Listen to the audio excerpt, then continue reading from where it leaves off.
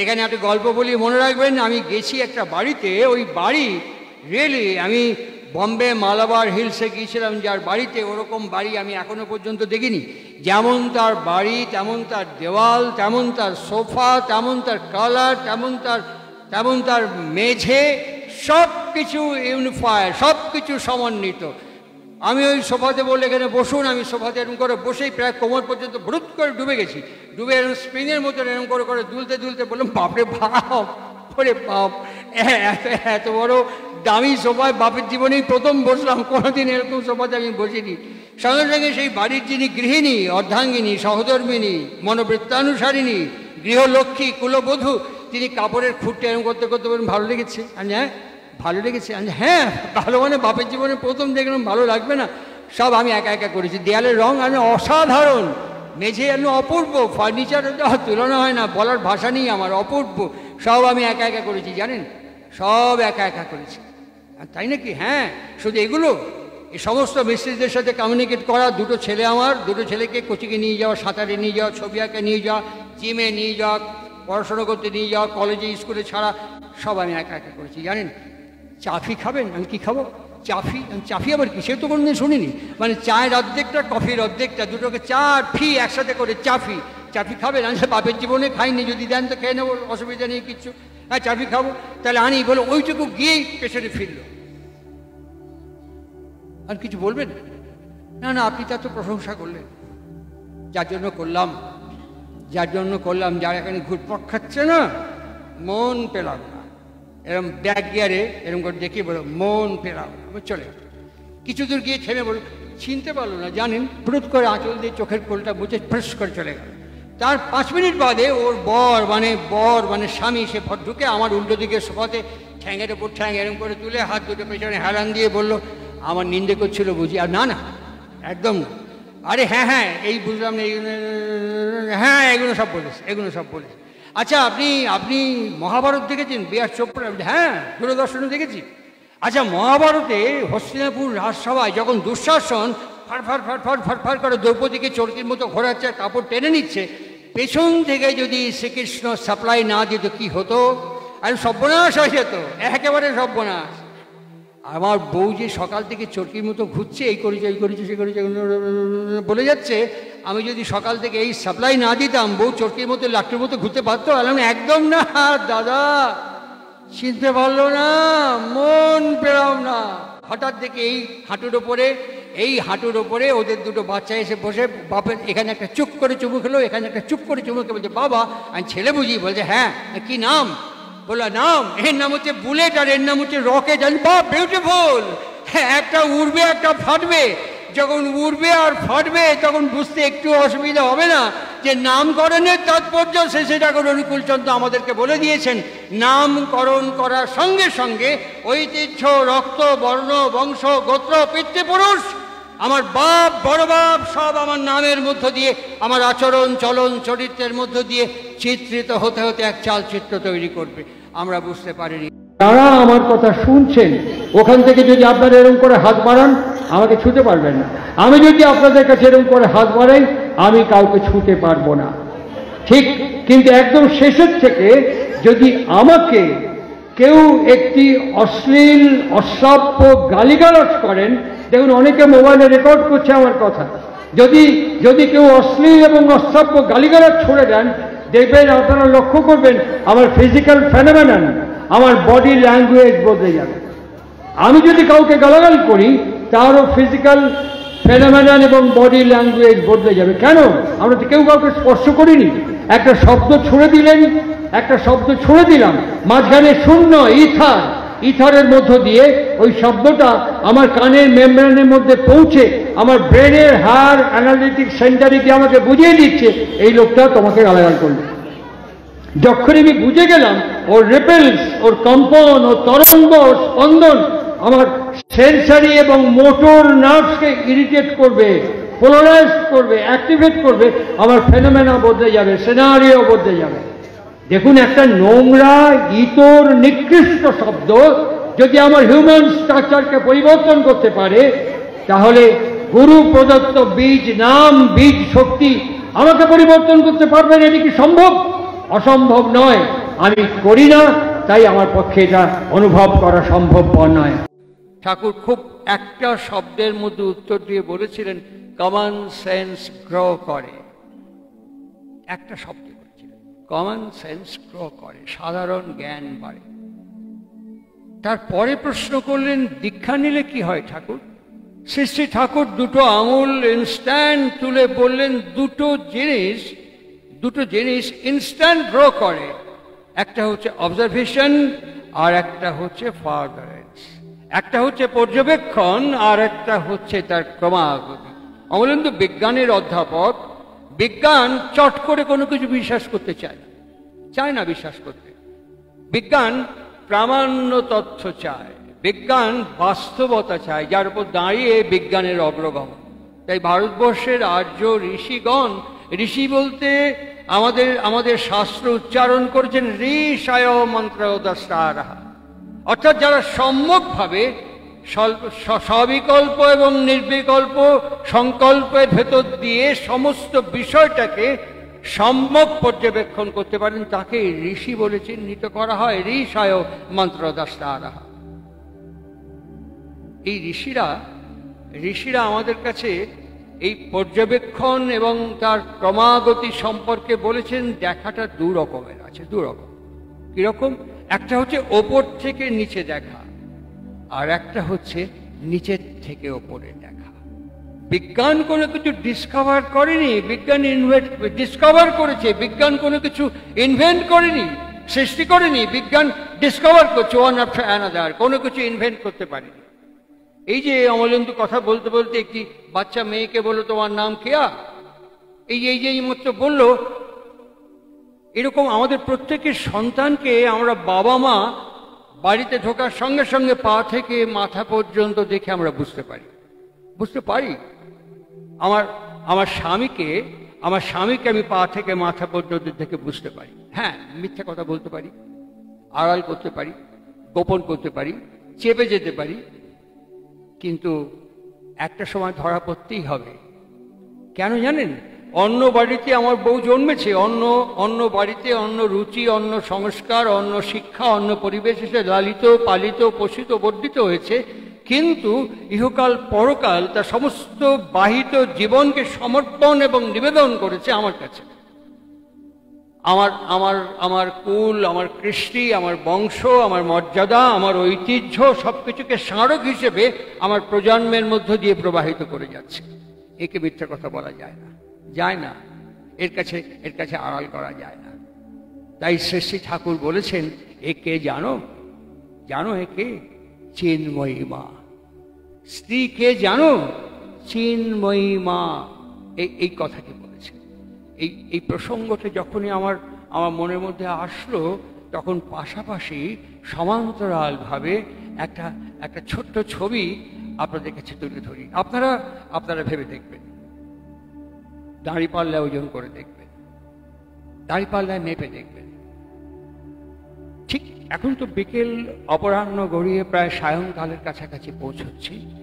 আমি শব্দের বর্ণনা পড়েছি, শব্দের মানচিত্র দেখেছি, শব্দের আলপনা দেখেছি, যেমন লেখা আছে তেমন বলছি। দুপুর গড়িয়ে গেছে, দুপুর গড়িয়ে প্রায় অপরাহ্নের দিকে এগোচ্ছে। এরকম একটি সময় দক্ষিণেশ্বর, খুব বেশি দূরে নয়, দক্ষিণেশ্বরে তক্তপোষটা এখনো আছে, সংরক্ষিত আছে এখনো। ওই তক্তপোষে স্বামী এবং স্ত্রী দুজনে পাশাপাশি শুয়ে আছেন। এদের সময়কাল কতখানি জানেন? কতদিন? আমরা তো 20 বছরের সেলিব্রেশন করি, দাম্পত্য জীবনের অ্যানিভার্সারি করি, আমরা 50 বছরের জুবিলি করি, দাম্পত্য জীবনে বিবাহ বার্ষিকী করি। ওদের দুজনের একসঙ্গে এক ছাদে এক খাটে পাশাপাশি শুয়ে থাকার সময়কাল কত জানেন? মাত্র 7 মাস কয়েকদিন, 8 মাস পূর্ণ হয়নি। তারপরে একজন থাকলেন সামনে নহবত, আর একজন থাকলেন ওই ঘরে।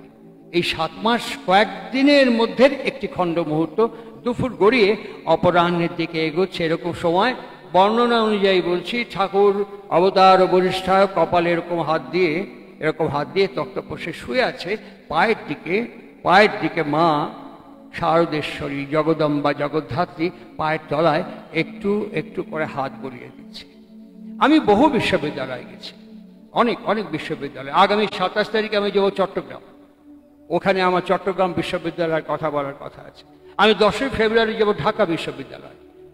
আমি অনেক বিশ্ববিদ্যালয়ে গেছি, অনেক ইউনিভার্সিটিতে গেছি। আমি অনেক অনেক বিদগ্ধ বিদুষী মায়েদের কাছে প্রশ্ন রেখেছি। ওমেন্স লিভ, নারী স্বাধীনতা নিয়ে আমরা অনেক অনেক আন্দোলন দেখেছি পৃথিবীতে। এমনকি শাখাওয়াতের আন্দোলনও আমরা দেখেছি, রোকেয়ার আন্দোলনও আমরা দেখেছি উইমেন্স লিভের পক্ষে। অনেক অনেক আন্দোলন দেখেছি। কিন্তু এই আন্দোলন কি করে উদ্বেলন সৃষ্টি করে এটা আমরা এখনো পর্যন্ত কনসিভ করতে পারি না, ধারণা করতে পারি না কেমন সে আন্দোলন। ছোট্ট ছবিটা আপনাদের কাছে বলছি। এত কঠিন জিজ্ঞাসা, এত কঠিন প্রশ্ন, একটা নিরক্ষরা, একটা যিনি টিপসই দিয়ে মানি অর্ডার ফর্ম থেকে টাকা তুলতেন, সই করতে পারতেন না, মা শারদা জয়রামবাটিতে যার জন্ম, যার আবির্ভাব, তিনি এত কঠিন গুরুত্বপূর্ণ প্রশ্ন ছুড়ে দিচ্ছেন একটি নারী জাতি, একটি মায়ের পক্ষের প্রতিনিধি হয়ে তিনি এই প্রশ্নটি ছুড়ে দিচ্ছেন সমন্বয়াচার্যের কাছে। কি প্রশ্ন দেখুন, আমি তোমায় একটা কথা জিজ্ঞেস করি। ঠাকুরের হাতটা কপাল থেকে নেমে আসলো, দুটো চোখ পায়ের তলে হাত বুলিয়ে দেওয়া ওই অস্তিত্বের দিকে দুটো চোখে স্থির হয়ে গেল। ছোট্ট শব্দ বললেন, হ্যাঁ হ্যাঁ করবে বই কি, নিশ্চয়ই করবে।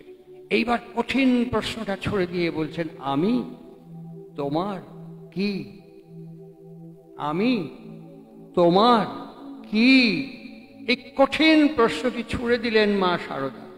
এত বড় প্রশ্ন পৃথিবীতে আর কেউ করেনি। আমাকে যদি এই প্রশ্ন করে, আমি বহু ইউনিভার্সিটিতে জিজ্ঞেস করেছি, হ্যাঁ আপনার বউ যদি 50 বছর সেলিব্রেশন করা হয়েছে, অ্যানিভার্সারি পালন করা হয়েছে, এই প্রশ্ন আপনাকে এরকম করে বলে, এই আমি তোমার কি, দাঁড়িয়ে আছো পাশে ড্যান্স করে বলে আমি তোমার কি, আমি সঙ্গে সঙ্গে ঘুরে বলে বোকা বোকা কথা বলে না তো, পর্যাপ্তি পার হয়ে গেলে নাচপুতি হয়ে গেছে আমার বউ, আর কি একটা চা নিয়ে এসো, ব্যাস 1 সেকেন্ডে উত্তর শেষ, 1 সেকেন্ডে উত্তর শেষ। তিনি কি উত্তর দিলেন? তিনি হাতটা নামিয়ে চোখের দিকে স্থির করে দুটো হাত জোর করে ফেললেন, দুটো হাত জোর করে বলছেন, দেখো দেখিনি কি কাণ্ড, সকালে দুপুরে সন্ধ্যায় এই হাতে ভবতারিণী হয়ে আমার পুজো নিচ্ছে, মালা পরছে, আরতি ঘোরাচ্ছি, আর এই ভর দুপুরে সাক্ষাৎ জগদম্বা জগদ্ধাত্রী হয়ে সেই আমার পদ সেবা করছে গো, তুমি যে আমার এই গো, তুমি যে আমার এই। এইরকম একটা চিত্র যদি যদি কমলেন্দু যখন কম্প্যাটেবল ম্যারেজের কথা বলে, অমলেন্দু যখন কম্প্যাটেবল ম্যারেজের কথা বলে, এইরকম একটা চিত্র যদি আমার সংসারে আমি জীবন্ত করে তুলতে পারি, এই ভাবনা, এই চিন্তা, এই বোধ কাকে বলে? আমি শ্রী ঠাকুরের কাছে দেখেছি যে কোনো শব্দ দিয়ে ওকে সন্তুষ্ট করা যেত না। বোধ সম্পর্কে আমরা খুব ক্যাজুয়ালি ইউজ করি, এই একটা বোধ নেই আপনার, আপনি কি করলেন, আপনার একটা বোধ কাজ করলো না করলো না। ঠাকুর অনুকূল চন্দ্র বড় অদ্ভুত অদ্ভুত একটি অপার্থিব অলৌকিক অস্তিত্ব। তিনি বলছেন, শোনা জানা দেখা এবং বোঝা, শোনা জানা দেখা এবং বোঝা ইত্যাদির মিলিত সমাবেশ যে অনুভূতি সৃষ্টি করে তার নাম হচ্ছে বোধ। হ্যাঁ, বাড়তি সুবিধা তো আমাদের আছে, এটা আমাদের শোনা ছিল না। ঠাকুর বলছেন, I see I feel, I see I feel, I know, I locate. Why locate? Look and take as it is. ঠিক যেমন আছে তাকে তেমন ভাবে গ্রহণ করো, তাকে তেমন ভাবে বোঝো। সেটা কি করে বুঝতে হয়? বৈশিষ্ট্যকে বুঝতে হয়। বৈশিষ্ট্যকে না বুঝলে পরে এটা বোঝা সম্ভব নয়। আর বৈশিষ্ট্যকে বুঝতে গেলে পরে মেডিটেট করতে হয়। কোনো কিছু একটা চিন্তা নিয়ে লেগে থাকা, যে লেগে থাকাটা আমার বিক্ষেপ এনে দেয় কিন্তু ভেঙে দিতে পারে না, একটা কন্টিনিউইং প্রসেস আমার ভেতরে কাজ করতে থাকে। এই লেগে থাকার পর্যবেক্ষণ যদি আমার মধ্যে না থাকে, তাহলে অমলেন্দু এতক্ষণ বললো খুঁটো ধরে থাকা হবে না। এই বেশ কিছুদিন আগে একটি সৎসঙ্গে গিয়েছিলাম, একটা ঘরোয়া সৎসঙ্গ। সেখানে গিয়ে একজন মায়ের সঙ্গে দেখা হলো, ওর ছেলের বিয়ে হয়েছে কিছুদিন আগে, আমাকে নিমন্ত্রণ কার্ড পাঠিয়েছিল, যাওয়া হয়নি, দেখা হয়েছে সৎসঙ্গে। আমরা হে আপনার ছেলের তো বিয়ে হয়েছে, বৌমা কেমন? প্রায় তো মাসখানেক হয়ে গেল, বৌমা কেমন? কোনো উত্তর দিল না, এরকম করলো। আমি বললাম হ্যাঁ, এরকম করলো। আবার মাসখানেক বাদে শাশুড়ি আসেনি, বৌমা সৎসঙ্গে এসছে। আর কি গো, তোমার শাশুড়ি কেমন? ব্যাস, সমঝদার কে লিয়ে ইশারাই কাফি হ্যায়, আর দরকার নেই ব্যাখ্যা করা, টিকা নিষ্প্রয়োজন। এইরকম একটি চিত্র, যে চিত্রটি আগে বললাম, আর পরবর্তী যে চিত্র কেমন হতে পারে, কি আসতে পারে, কেমন করে আসতে পারে, দোষকার, ত্রুটিকার, না জানার, অজ্ঞতার, ভুলের দায় কার? ডক্টর অ্যালেক্সিস ক্যারল, অন্যতম নোবেল লরিয়েট পৃথিবীর মধ্যে, তিনি উচ্চারণ করছেন বর্তমান সভ্যতার সবচাইতে বড় পাপ কি? সবচাইতে বড় পাপ কি? ডক্টর অ্যালেক্সিস ক্যারল পরিষ্কার ভাষায় উচ্চারণ করছেন, ignorance is the severe crimes in this present human civilisation. অজ্ঞতার চেয়ে বড় পাপ পৃথিবীতে আর কিছু হয় না। বর্তমান পুরুষোত্তম শ্রী শ্রী ঠাকুর বলছেন, অজ্ঞতা কামস ফ্রম ইগনোর। আমরা যে ইগনোর করি, এটা করা উচিত, আর ছাড়ুন তো বসে, এটা বলা উচিত, আর ছাড়ুন তো বসে, আরে করা উচিত, ছাড়ুন তো বসে। এই ছাড়ুন তো করতে করতে একটা গল্প মনে পড়ে গেল। একটি মাস্টারমশাই, বুঝলেন, সেই মাস্টারমশাই এই ছাড়ুন তো করতে করতে কি করে হয়, মাস্টারমশাই বাড়িতে ঢুকে, সে বাড়ির স্কুলে পড়ায়, টিউশন করে, বাড়ির ছাত্রদের মানুষ করছে, নিজের বাড়ির ভিটেতে পা দিয়ে দেখছে ছেলেরা ভুল ইংরাজি পড়ছে। তখন সে বলে, বাবা ইংরাজি উচ্চারণটা ভুল হচ্ছে, ঠিক হচ্ছে না, এটা ঠিক করে কেটে কেটে সিলেবেল ভাগ করে উচ্চারণ করো, সিলেবেল ভাগ করে পড়ে একদম মুখস্থ হয়ে মাথায় গেঁথে যাবে। ছেলেটা সেটা বুঝে নিয়েছে। বেশ কিছুদিন বাদে সে মাস্টারমশাই, মানে বাড়ির প্রধান, মানে ওদের বাবা, বাড়িতে ওই দরজা দিয়ে ঢুকে উঠোনে পা দিয়ে বারান্দায় উঠতে গিয়ে দেখছি ছেলেরা লম্বা করে লাইন দিয়ে বারান্দায় বসে পাঠ করছে, এফ ইউ ফু, টি ইউ টু, আর ই রি, ফুটুরি। বাবা বলতে কেটে কেটে ভাগ করে পড়তে, বলে এফ ইউ ফু, টি ইউ টু, আর ই রি, ফুটুরি, বলে চিৎকার করে মুখস্থ করছে। বাবা ওখানে গিয়ে বলছে, কি পড়ছো? বলে, বাবা একদম কেটে গেছে, তুমি যে বলেছো কেটে কেটে ভাগ করে পড়তে, এফ ইউ ফু, টি ইউ টু, আর ই রি, ফুটুরি। বলে, পোড়া কপাল, টেস্ট মারা ফেলছে। আরে ওটা ফুটুরি না, ওটা ফিউচার, ওটা ফুটুরি না। আরে পোড়া কপাল রে, ফিউচারে কেটে টুকরা করে একেবারে বাড়ি বার করে যাচ্ছে, পোড়া কপাল না। ঠিক আমরাও ইগনোর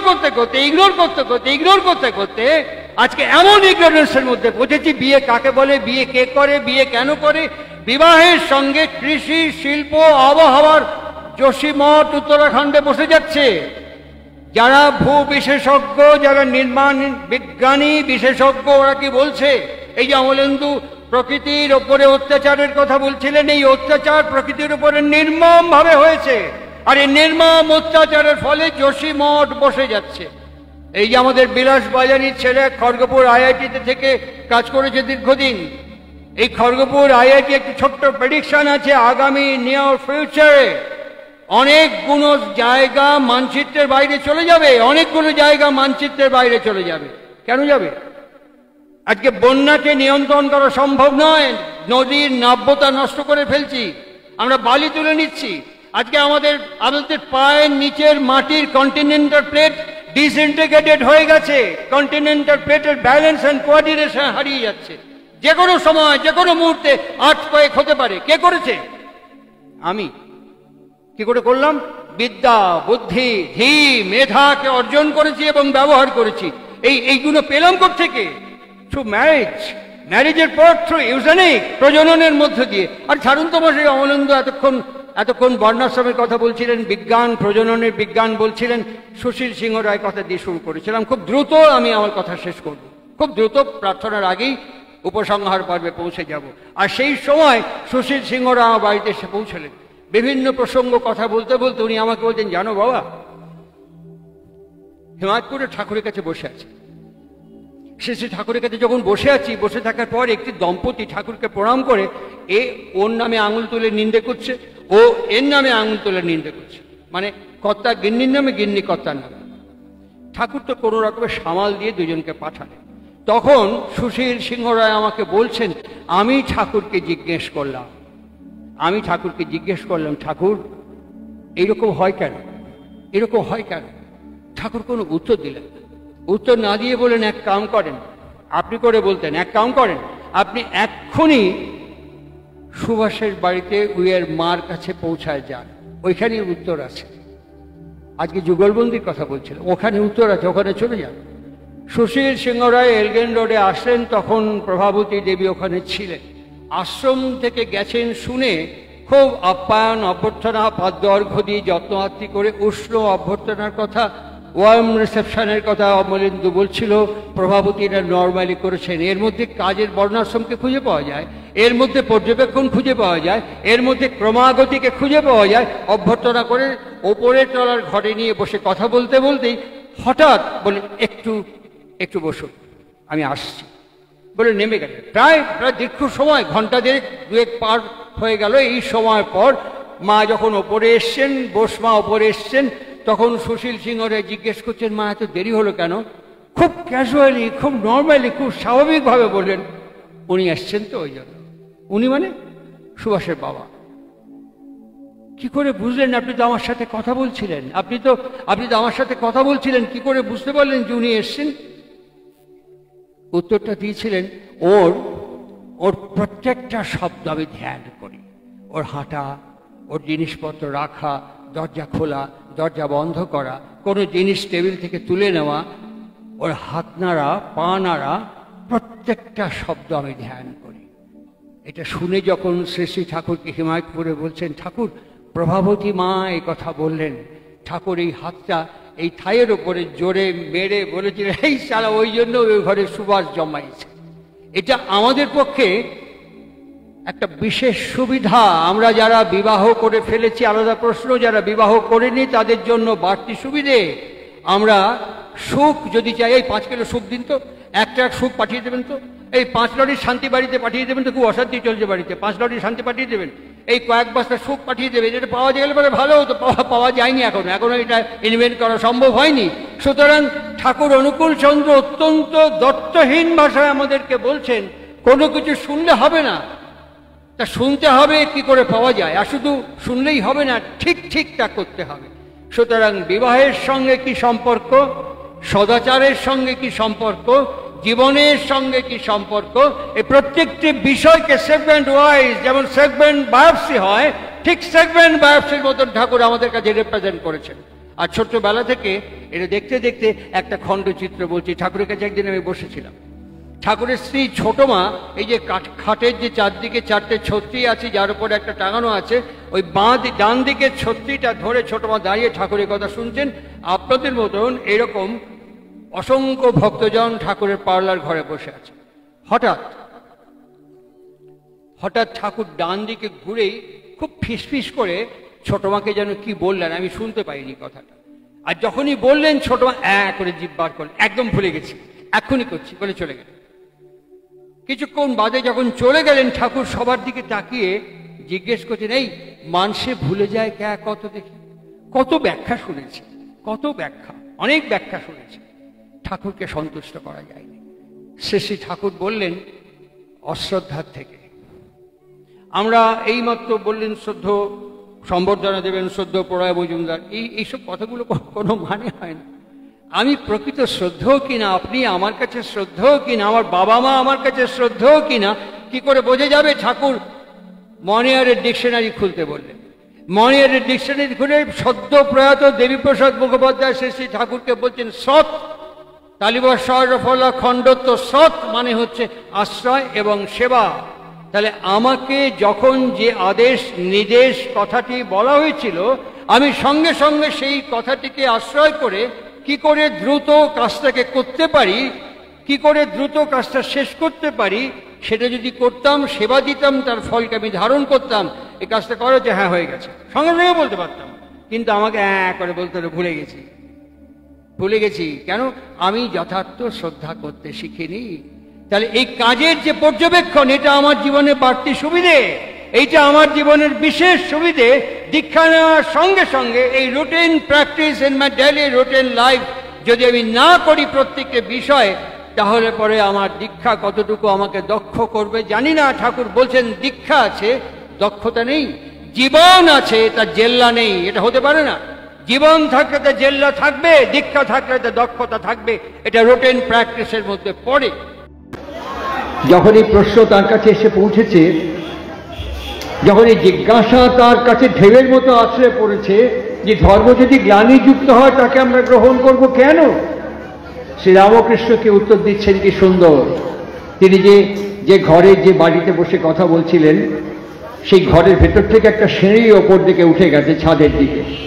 শ্রীরামকৃষ্ণ ওই সিঁড়ির দিকে তাকালেন এবং যারা ওকে প্রশ্ন করছেন, জিজ্ঞাসা করছেন, ওদের দিকে তাকিয়ে বললেন, হ্যাঁ গো, তোমাদের ঘরের এই সিঁড়ি দিয়ে ছাদে যাওয়া যায়? সবাই বললেন, হ্যাঁ হ্যাঁ যাওয়া যায়, ছাদে যাওয়া যায়। একটু যাবো নাকি ছাদে? হ্যাঁ চলুন। ছাদের উপরে উঠে গেলেন। এই ছাদের উপরে উঠে গিয়ে ভক্তজন তাকে ঘিরে আছেন, উনি জিজ্ঞাসা করলেন, হ্যাঁ গো বৃষ্টির জল শুদ্ধ না অশুদ্ধ? বৃষ্টির জল কি খাওয়া যায়? সবাই ভক্তজন সবাই বললেন, হ্যাঁ বৃষ্টির জল খুব শুদ্ধ, নিঃসন্দেহে খাওয়া যায়।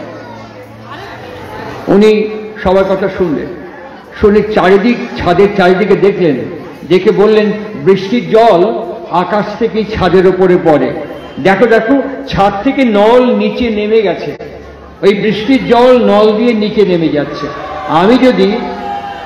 আমি যদি একটা পাত্র নিয়ে নিচে গিয়ে ওই নলের মুখে ধরে জল নিয়ে খাই, সে কি শুদ্ধ? সে জল কি খাওয়া যায়?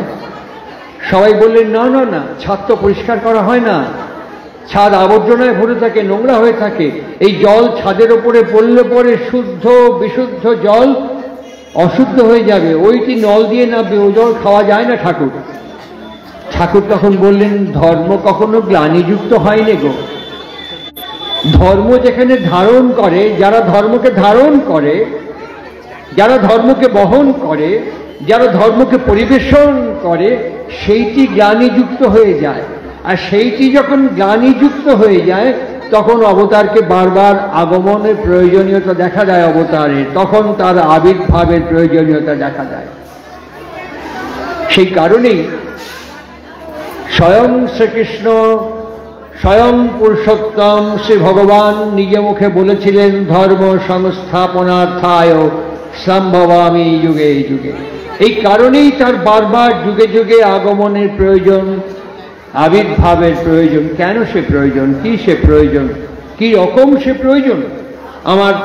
আমার মায়েরা আমার সামনে বসে আছেন, কিছু মানুষ চারপাশে দাঁড়িয়ে আমার কথা শুনছেন। আমরা এই গ্রন্থটি প্রায় সর্বত্র ভারতবর্ষে পাঠ করা হয়, তার নাম হচ্ছে শ্রীমদ্ ভাগবত। শ্রীমদ্ ভাগবত পাঠ হয় না, শ্রীমদ্ ভাগবত শোনেননি এমন মানুষ খুব কম আছে। প্রায় প্রত্যেকটি সময়, প্রত্যেক অঞ্চলে, প্রত্যেক বাড়িতে শ্রীমদ্ ভাগবত পাঠ হয়। তার মধ্যে একটা ছোট্ট লাইন আছে, ছোট্ট একটি শব্দ আছে। মহর্ষি ব্যাস, গুরু পূর্ণিমা যাকে আশ্রয় করে আমরা উদযাপন করি গুরু পূর্ণিমা, মহর্ষি ব্যাস তার মধ্যে একটা ছোট্ট শ্লোক লিখেছেন। সে শ্লোকটি হচ্ছে, সিদ্ধন্তস্থ হি অভদ্রাণি বিধোনতি।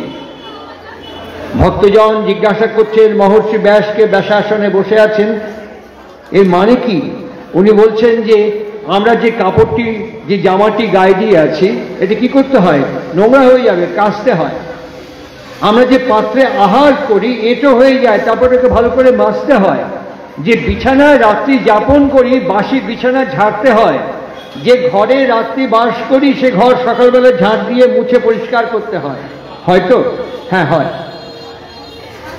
বলি, আমি আমার বাবার শরীর থেকে আমার মার শরীরে যখন গেছি, আমার মা আমাকে ধারণ করে, গ্রহণ করে, ধারণ করে, বহন করে, আমার মা যখন আমাকে প্রসব করেছেন, সেই সময় থেকে এই সময়কাল পর্যন্ত, এই বয়সকাল পর্যন্ত আমি আমার মনকে কতবার ঝাড় দিয়েছি, মাজা ঘষা করেছি, পরিষ্কার করেছি কি?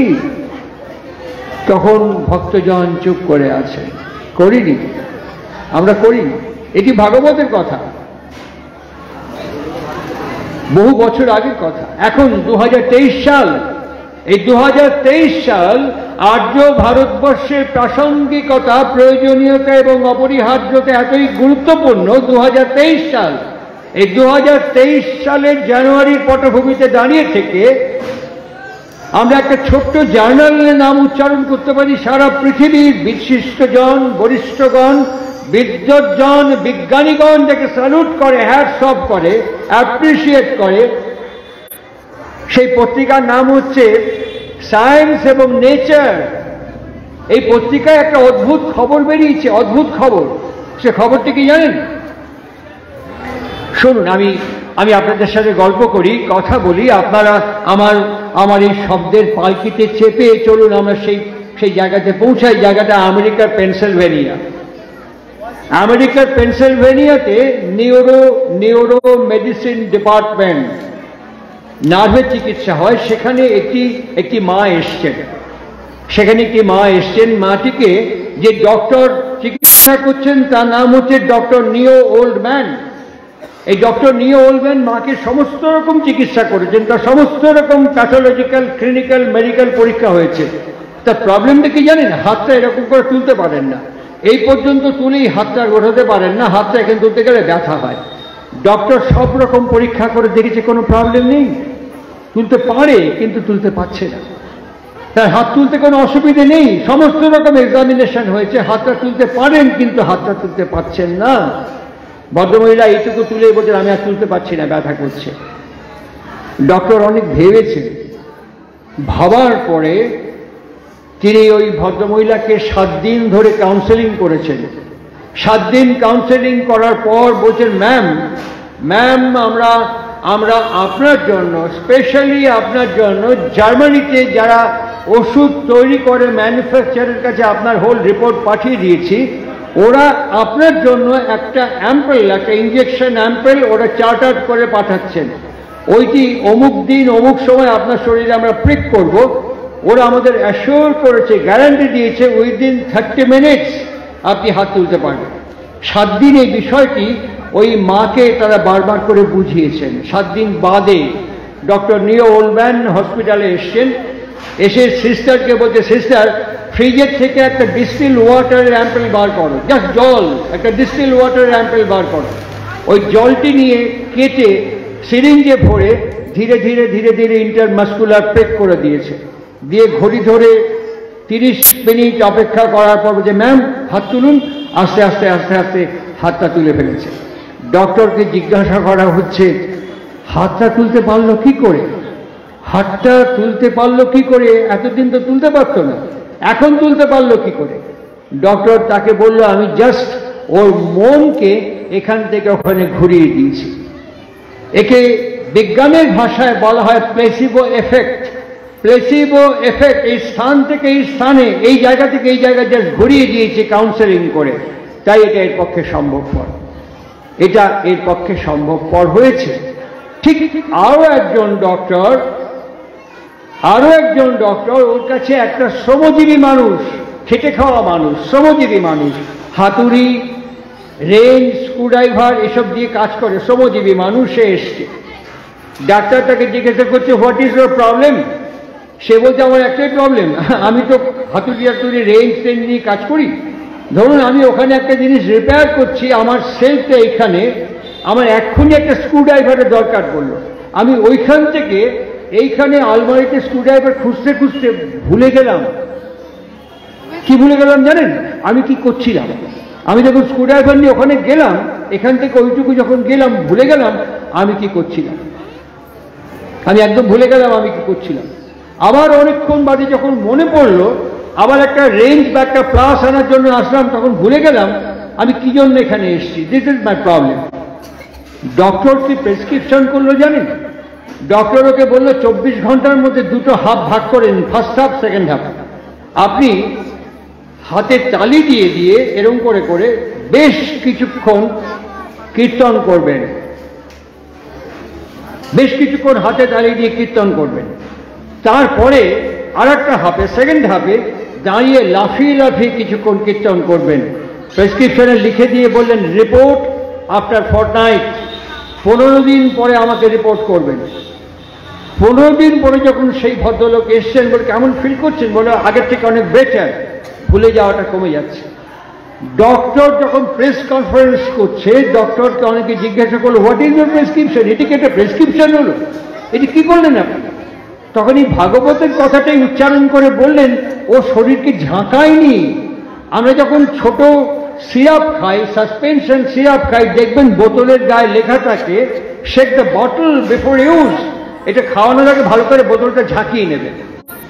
এই ঝাঁকালে পরে সেডিমেন্ট পড়ে যায়, ওষুধটা সেডিমেন্ট পড়ে যায়, ওটাকে ভালো করে ঝাঁকিয়ে নেবেন, নিলে পরে ওষুধটা ঠিক মিশে যাবে। আমি যখন বড় হয়েছি, আমি সেই শিশুকাল থেকে এই বয়সকাল পর্যন্ত আমি যদি আমাকে একবার জিজ্ঞাসা করি, আমি আমাকে কতবার ঝাঁকিয়েছি, কতবার শেক করেছি, আমি উত্তর দেব একবারও না। হ্যাঁ, আমি করেছি। আপনার উন্নতি হলে ঈর্ষান্বিত হয়েছে, ঝাঁকিয়েছি। আপনার খ্যাতি, যশ, প্রতিষ্ঠা হলে আমি ঝাঁকিয়েছি। আপনার যা কিছু উন্নতি, উন্নয়ন ঘটেছে, আমি আমাকে ঝাঁকিয়েছি।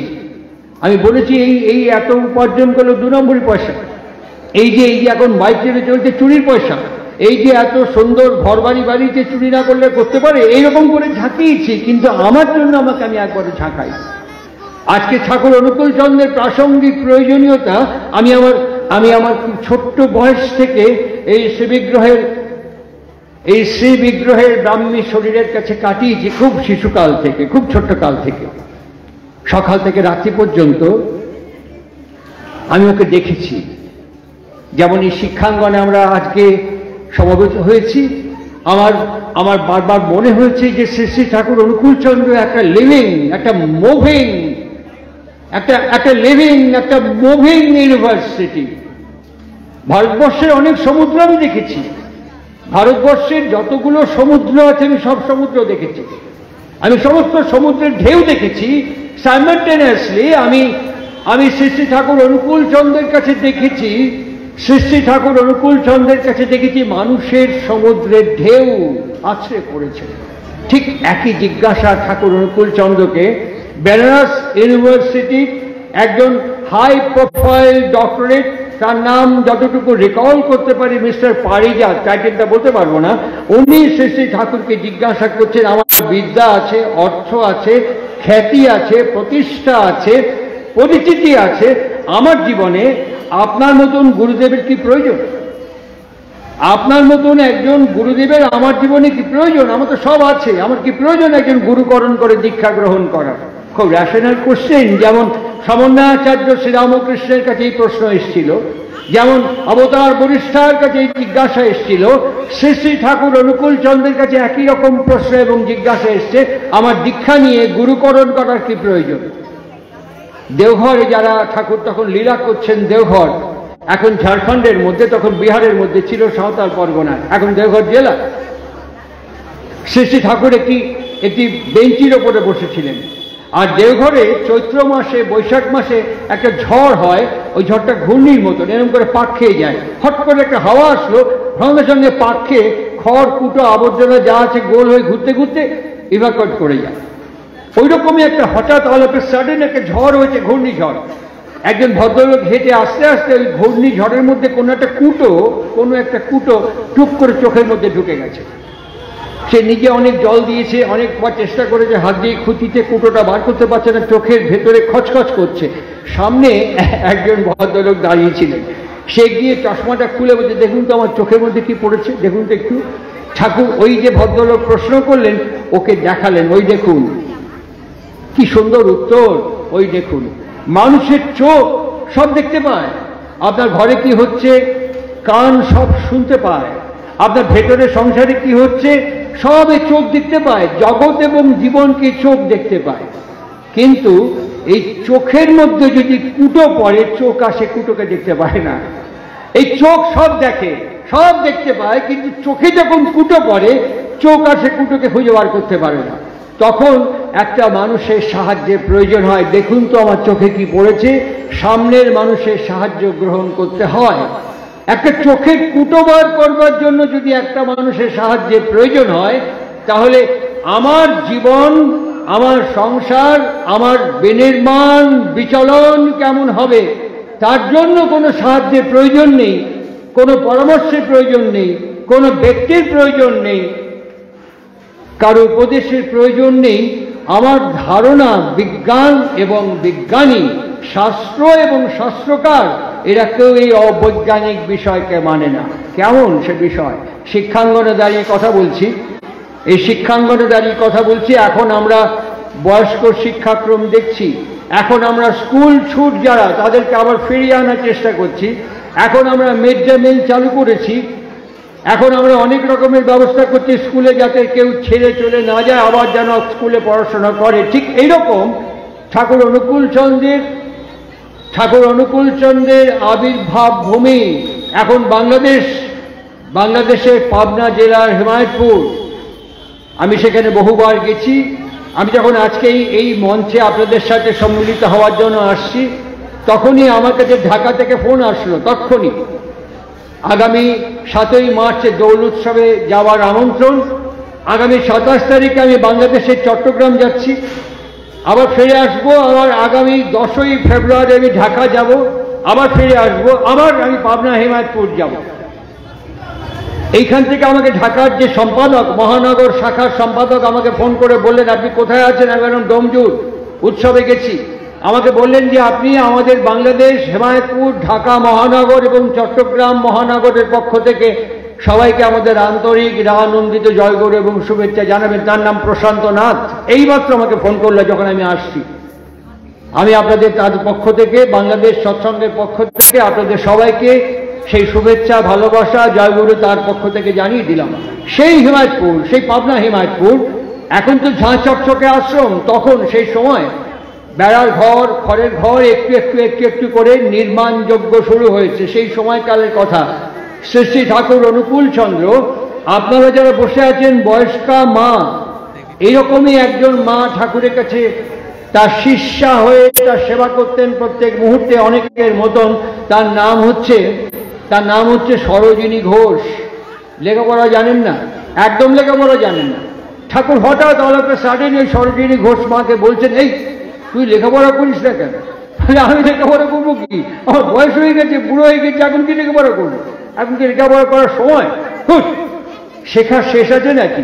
শ্রীরামকৃষ্ণ এই কথাটি বলেছিলেন, যতকাল বাঁচি ততকাল শিখি। শেখার কোনো শেষ নেই।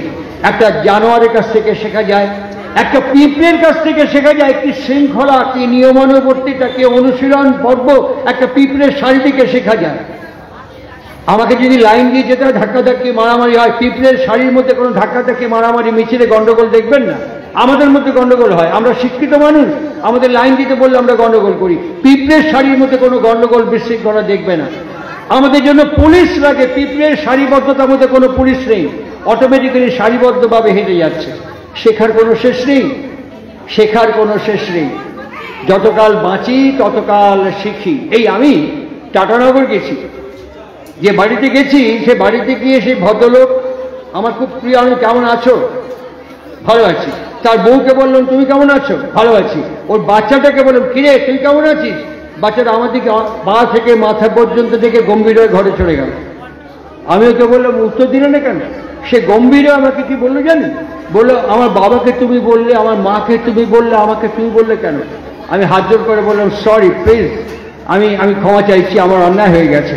তারপর থেকে আমি যত বাচ্চা ওদেরকে আপনি করে বলি, কেন অহং এমন একটা জিনিস, ছোট্ট শিশু হলে কি হবে, তার মধ্যে একটা আভিজাত্য ঐতিহ্য এবং অহংকার আছে, ও তার মর্যাদা এবং সম্মান চায়।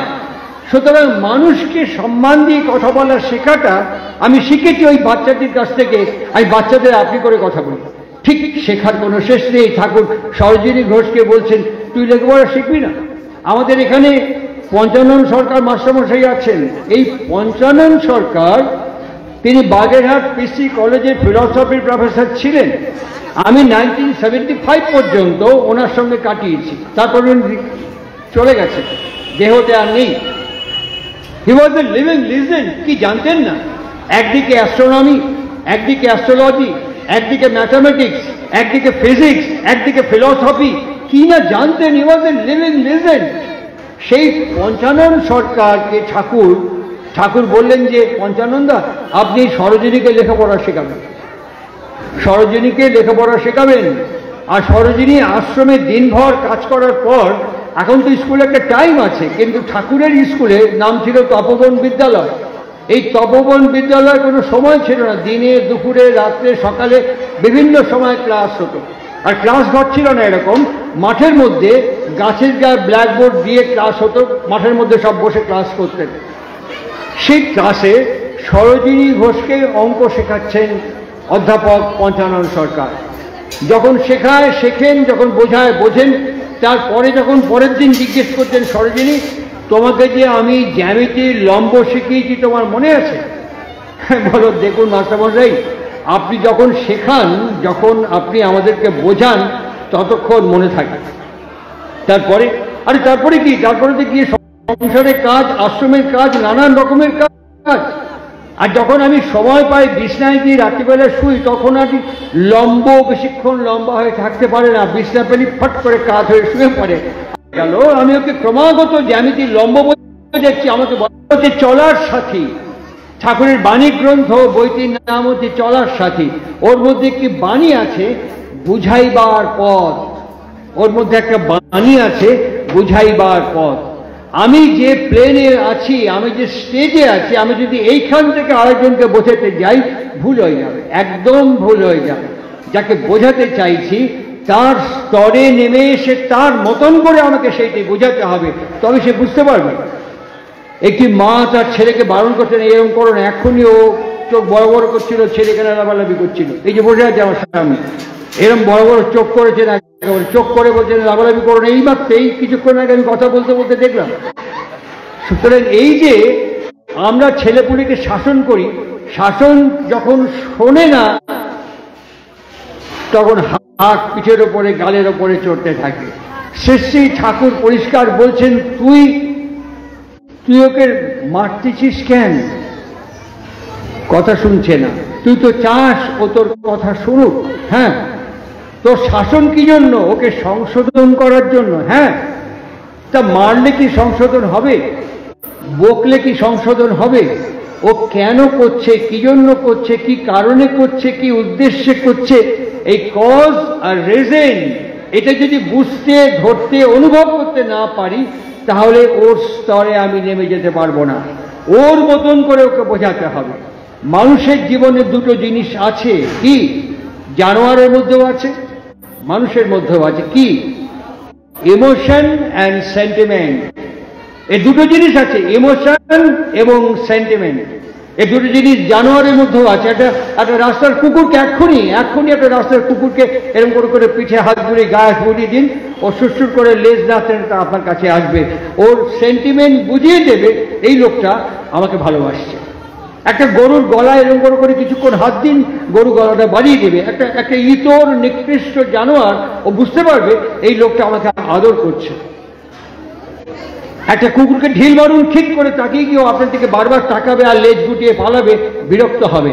ওর সেন্টিমেন্টও যেমন আছে, ওর ইমোশনও তেমন আছে। মানুষেরও আছে, মানুষেরও আছে। মানুষের ইমোশন এবং সেন্টিমেন্ট আছে, কিন্তু আমি ওই ইমোশন এবং সেন্টিমেন্টকে বুঝতে পারি না। শ্রী ঠাকুর বলছেন, মায়েদের কাছে এইটি হচ্ছে ব্রহ্মাস্ত্র। আপনারা মহাভারত পড়েছেন, দ্রৌপদীর 5টি ছেলে যখন ঘুমোচ্ছে, তখন দ্রোণাচার্যের পুত্র অশ্বত্থামা কি ছুঁড়েছিল জানেন? ব্রহ্মাস্ত্র। এই ব্রহ্মাস্ত্র যখন ছুঁড়েছিল, অভিমন্যুর স্ত্রী উত্তরার গর্ভে তখন পরীক্ষিত। এই পরীক্ষিতকে নিধন করার জন্য অশ্বত্থামা ব্রহ্মাস্ত্র উত্তরার গর্ভে গিয়ে আঘাত করাতে একমাত্র শ্রীকৃষ্ণ পুরুষোত্তমের কৃপা, করুণা, দয়া এবং দাক্ষিণ্যে ওই পরীক্ষায় উত্তীর্ণ হয়েছিল বলে তার নাম পরীক্ষিত। অশ্বত্থামা ওই ব্রহ্মাস্ত্রটি প্রয়োগ করেছিলেন। মায়েদের হাতেও একটা ব্রহ্মাস্ত্র আছে, সেটা কি জানেন? ইমোশন এবং সেন্টিমেন্ট। শুধু মারলে ছেলে মানুষ হয় না। আমি একটা পাপ করেছি, একটা অন্যায় করেছি, 2-4টে মারলেন, আমি বুঝলাম এই পাপের জন্য এতগুলো কিল, এতগুলো চর, এতগুলো কানমলা, এতগুলো ধমক। আর একটু যদি বেশি অন্যায় করি, বেশি ভুল করি, বেশি পাপ করি, এর ডবল হবে। এর চেয়ে বেশি ওটা ট্রিপল হবে। সুতরাং ছেলে মেয়ে সন্তান ঘ্যাঁচড়া হয়ে যায়, ঘ্যাঁচড়া হয়ে যায়, বুড়া আঙুল দেখিয়ে দেয়। শেষকালে বলে আমি তোকে মা বলে মানি না, কি করবি? আমার ছেলে যদি আমাকে বলে এই আমি না তোকে বাপ বলে মানি না, আমি কি করতে পারি বলুন? আমাকে যদি এক্ষুনি বলে আমি ডোমজুর থানায় গিয়ে কমপ্লেন লজ করতে পারি, পুলিশের সাহায্য নিয়ে ছেলেকে আমি লকআপে ঢুকিয়ে দিতে পারি, আর কি করতে পারি? এর বেশি ক্ষমতা আমার নেই। কিন্তু আমি ওকে এটা করতে পারি না, আমি ওকে এটা করতে পারি না। কেন পারি না? আমি ওর সেন্টিমেন্ট বুঝতে পারি না, আমি ওর ইমোশন বুঝতে পারি না। তার মানে এটা বুঝতে কোনো অসুবিধা হয় না। এই স্কুল থেকে যখন বছর শেষে পরীক্ষা দিয়ে সার্টিফিকেট পাবো, আমি তখন এই ক্লাসে পাশ করলাম, এই ক্লাসে পাশ করলাম। আমি একটি পুরুষ, আমি যখন বিয়ে করলাম, আমি যখন বাবা হলাম, আমাকে সার্টিফিকেট কে দেবে? আমি বাবা। কুকুর বাবা হচ্ছে, গরু বাবা হচ্ছে, ছাগল ভেড়া পাঠা বাবা হচ্ছে, আমিও বাবা হচ্ছি, একই বাবা। গরু বাবা, কুকুর বাবা, ছাগল বাবা, প্রলয় মজুমদার বাবা, একই বাবা। তাহলে বাবা হওয়া একটা কোয়ালিফিকেশন, মা হওয়া একটা কোয়ালিফিকেশন। এই বাবা কি করে হতে হয়, মা কি করে হতে হয়, এই সার্টিফিকেট আমাকে কে দেবে? চোখে কুটো পড়ে গেছে। আজকে আমরা কেলেঙ্কারি দেখছি, টিভি খুললে পরেই দেখবেন এখানে এত লক্ষ, ওখানে অত লক্ষ, সেখানে এত লক্ষ। আর পলিটিক্যাল পার্টি ওর দোষ দিচ্ছে, ও তার দোষ ঝাঁকাচ্ছে, প্রত্যেকেই ঝাঁকাচ্ছে। কিন্তু এই ঝাঁকুনিতে আমরা অর্থ কেলেঙ্কারি, চাকরি কেলেঙ্কারি, দুর্নীতি কেলেঙ্কারি অনেক কিছু দেখছি। মানুষ যে কেলেঙ্কারি হয়ে যাচ্ছে, মানুষের জনন কেলেঙ্কারি হয়ে যাচ্ছে, মানুষের বিবাহ কেলেঙ্কারি হয়ে যাচ্ছে, মানুষের পৃথিবীতে আগমন অবতরণ কেলেঙ্কারি হয়ে যাচ্ছে, সেই দিকে আমাদের চোখ যাচ্ছে না। আজকে যেই ডোমজুর আমার সতীর্থায় উৎসব করছেন, এখানে কোনো নিউজ চ্যানেল আসবে না, কোনো নিউজ চ্যানেল, কোনো পেপারস, কোনো প্রেস এখানে অ্যাটেন্ড করবে না। আপনি খবর দিন, প্রত্যেকটি ইলেকট্রনিক মিডিয়াকে খবর দিন, কেউ এতে কভারেজ করতে আসবে না।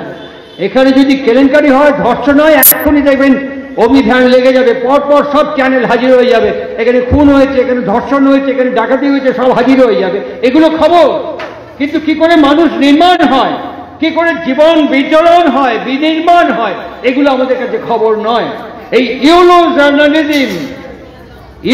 জার্নালিজম মানুষকে ক্রমান্বয়ে ধীরে ধীরে জাহান নামের দিকে নিয়ে যাচ্ছে। আমার কথা বলছি না, বিশ্ব স্বাস্থ্য সংস্থা। আমি গত 29শে ডিসেম্বর রামকৃষ্ণ মিশনের গোলপার্ক কালচারাল ইনস্টিটিউশনে ছিলাম। স্বামী সুপর্ণানন্দ মহারাজ ছিলেন, শীর্ষেন্দু মুখোপাধ্যায় ছিলেন, আমি ছিলাম। এই কালচারাল ইনস্টিটিউশনে সেখানে একটা পাওয়ার পয়েন্ট প্রেজেন্টেশন দেখালো, বিশ্ব স্বাস্থ্য সংস্থার একটা রিপোর্ট দেখালো। কি দেখালো জানেন? যেখানে রাজনৈতিক হিংসা খুব প্রবল, যেখানে রাজনৈতিক হিংসা খুব প্রবল, সেই অঞ্চলে পারিবারিক হিংসাও প্রবল। আর যেখানে পারিবারিক হিংসা খুব প্রবল, সেখানে রাজনৈতিক হিংসাও প্রবল।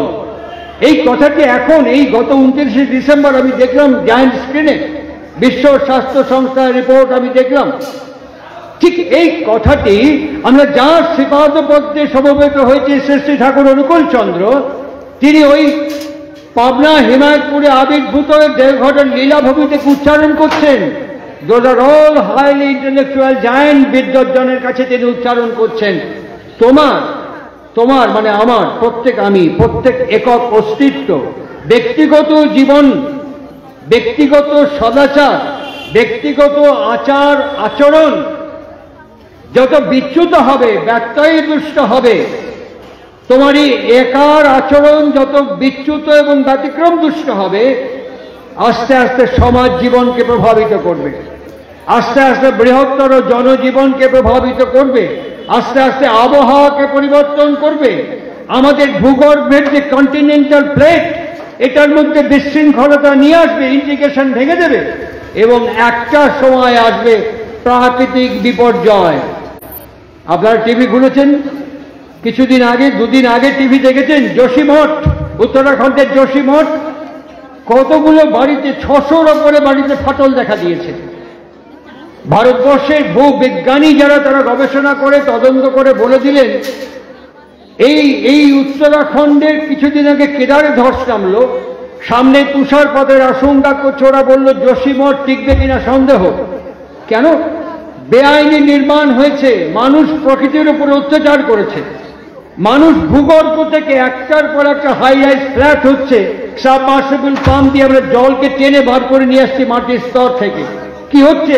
এই মাটির স্তর থেকে জলকে টেনে বার করে ওপরে নিয়ে যাচ্ছি, কন্টিনেন্টাল প্লেটের ইন্টিগ্রেশন নষ্ট হয়ে যাচ্ছে, ভূগর্ভের সমন্বয়টা হারিয়ে যাচ্ছে।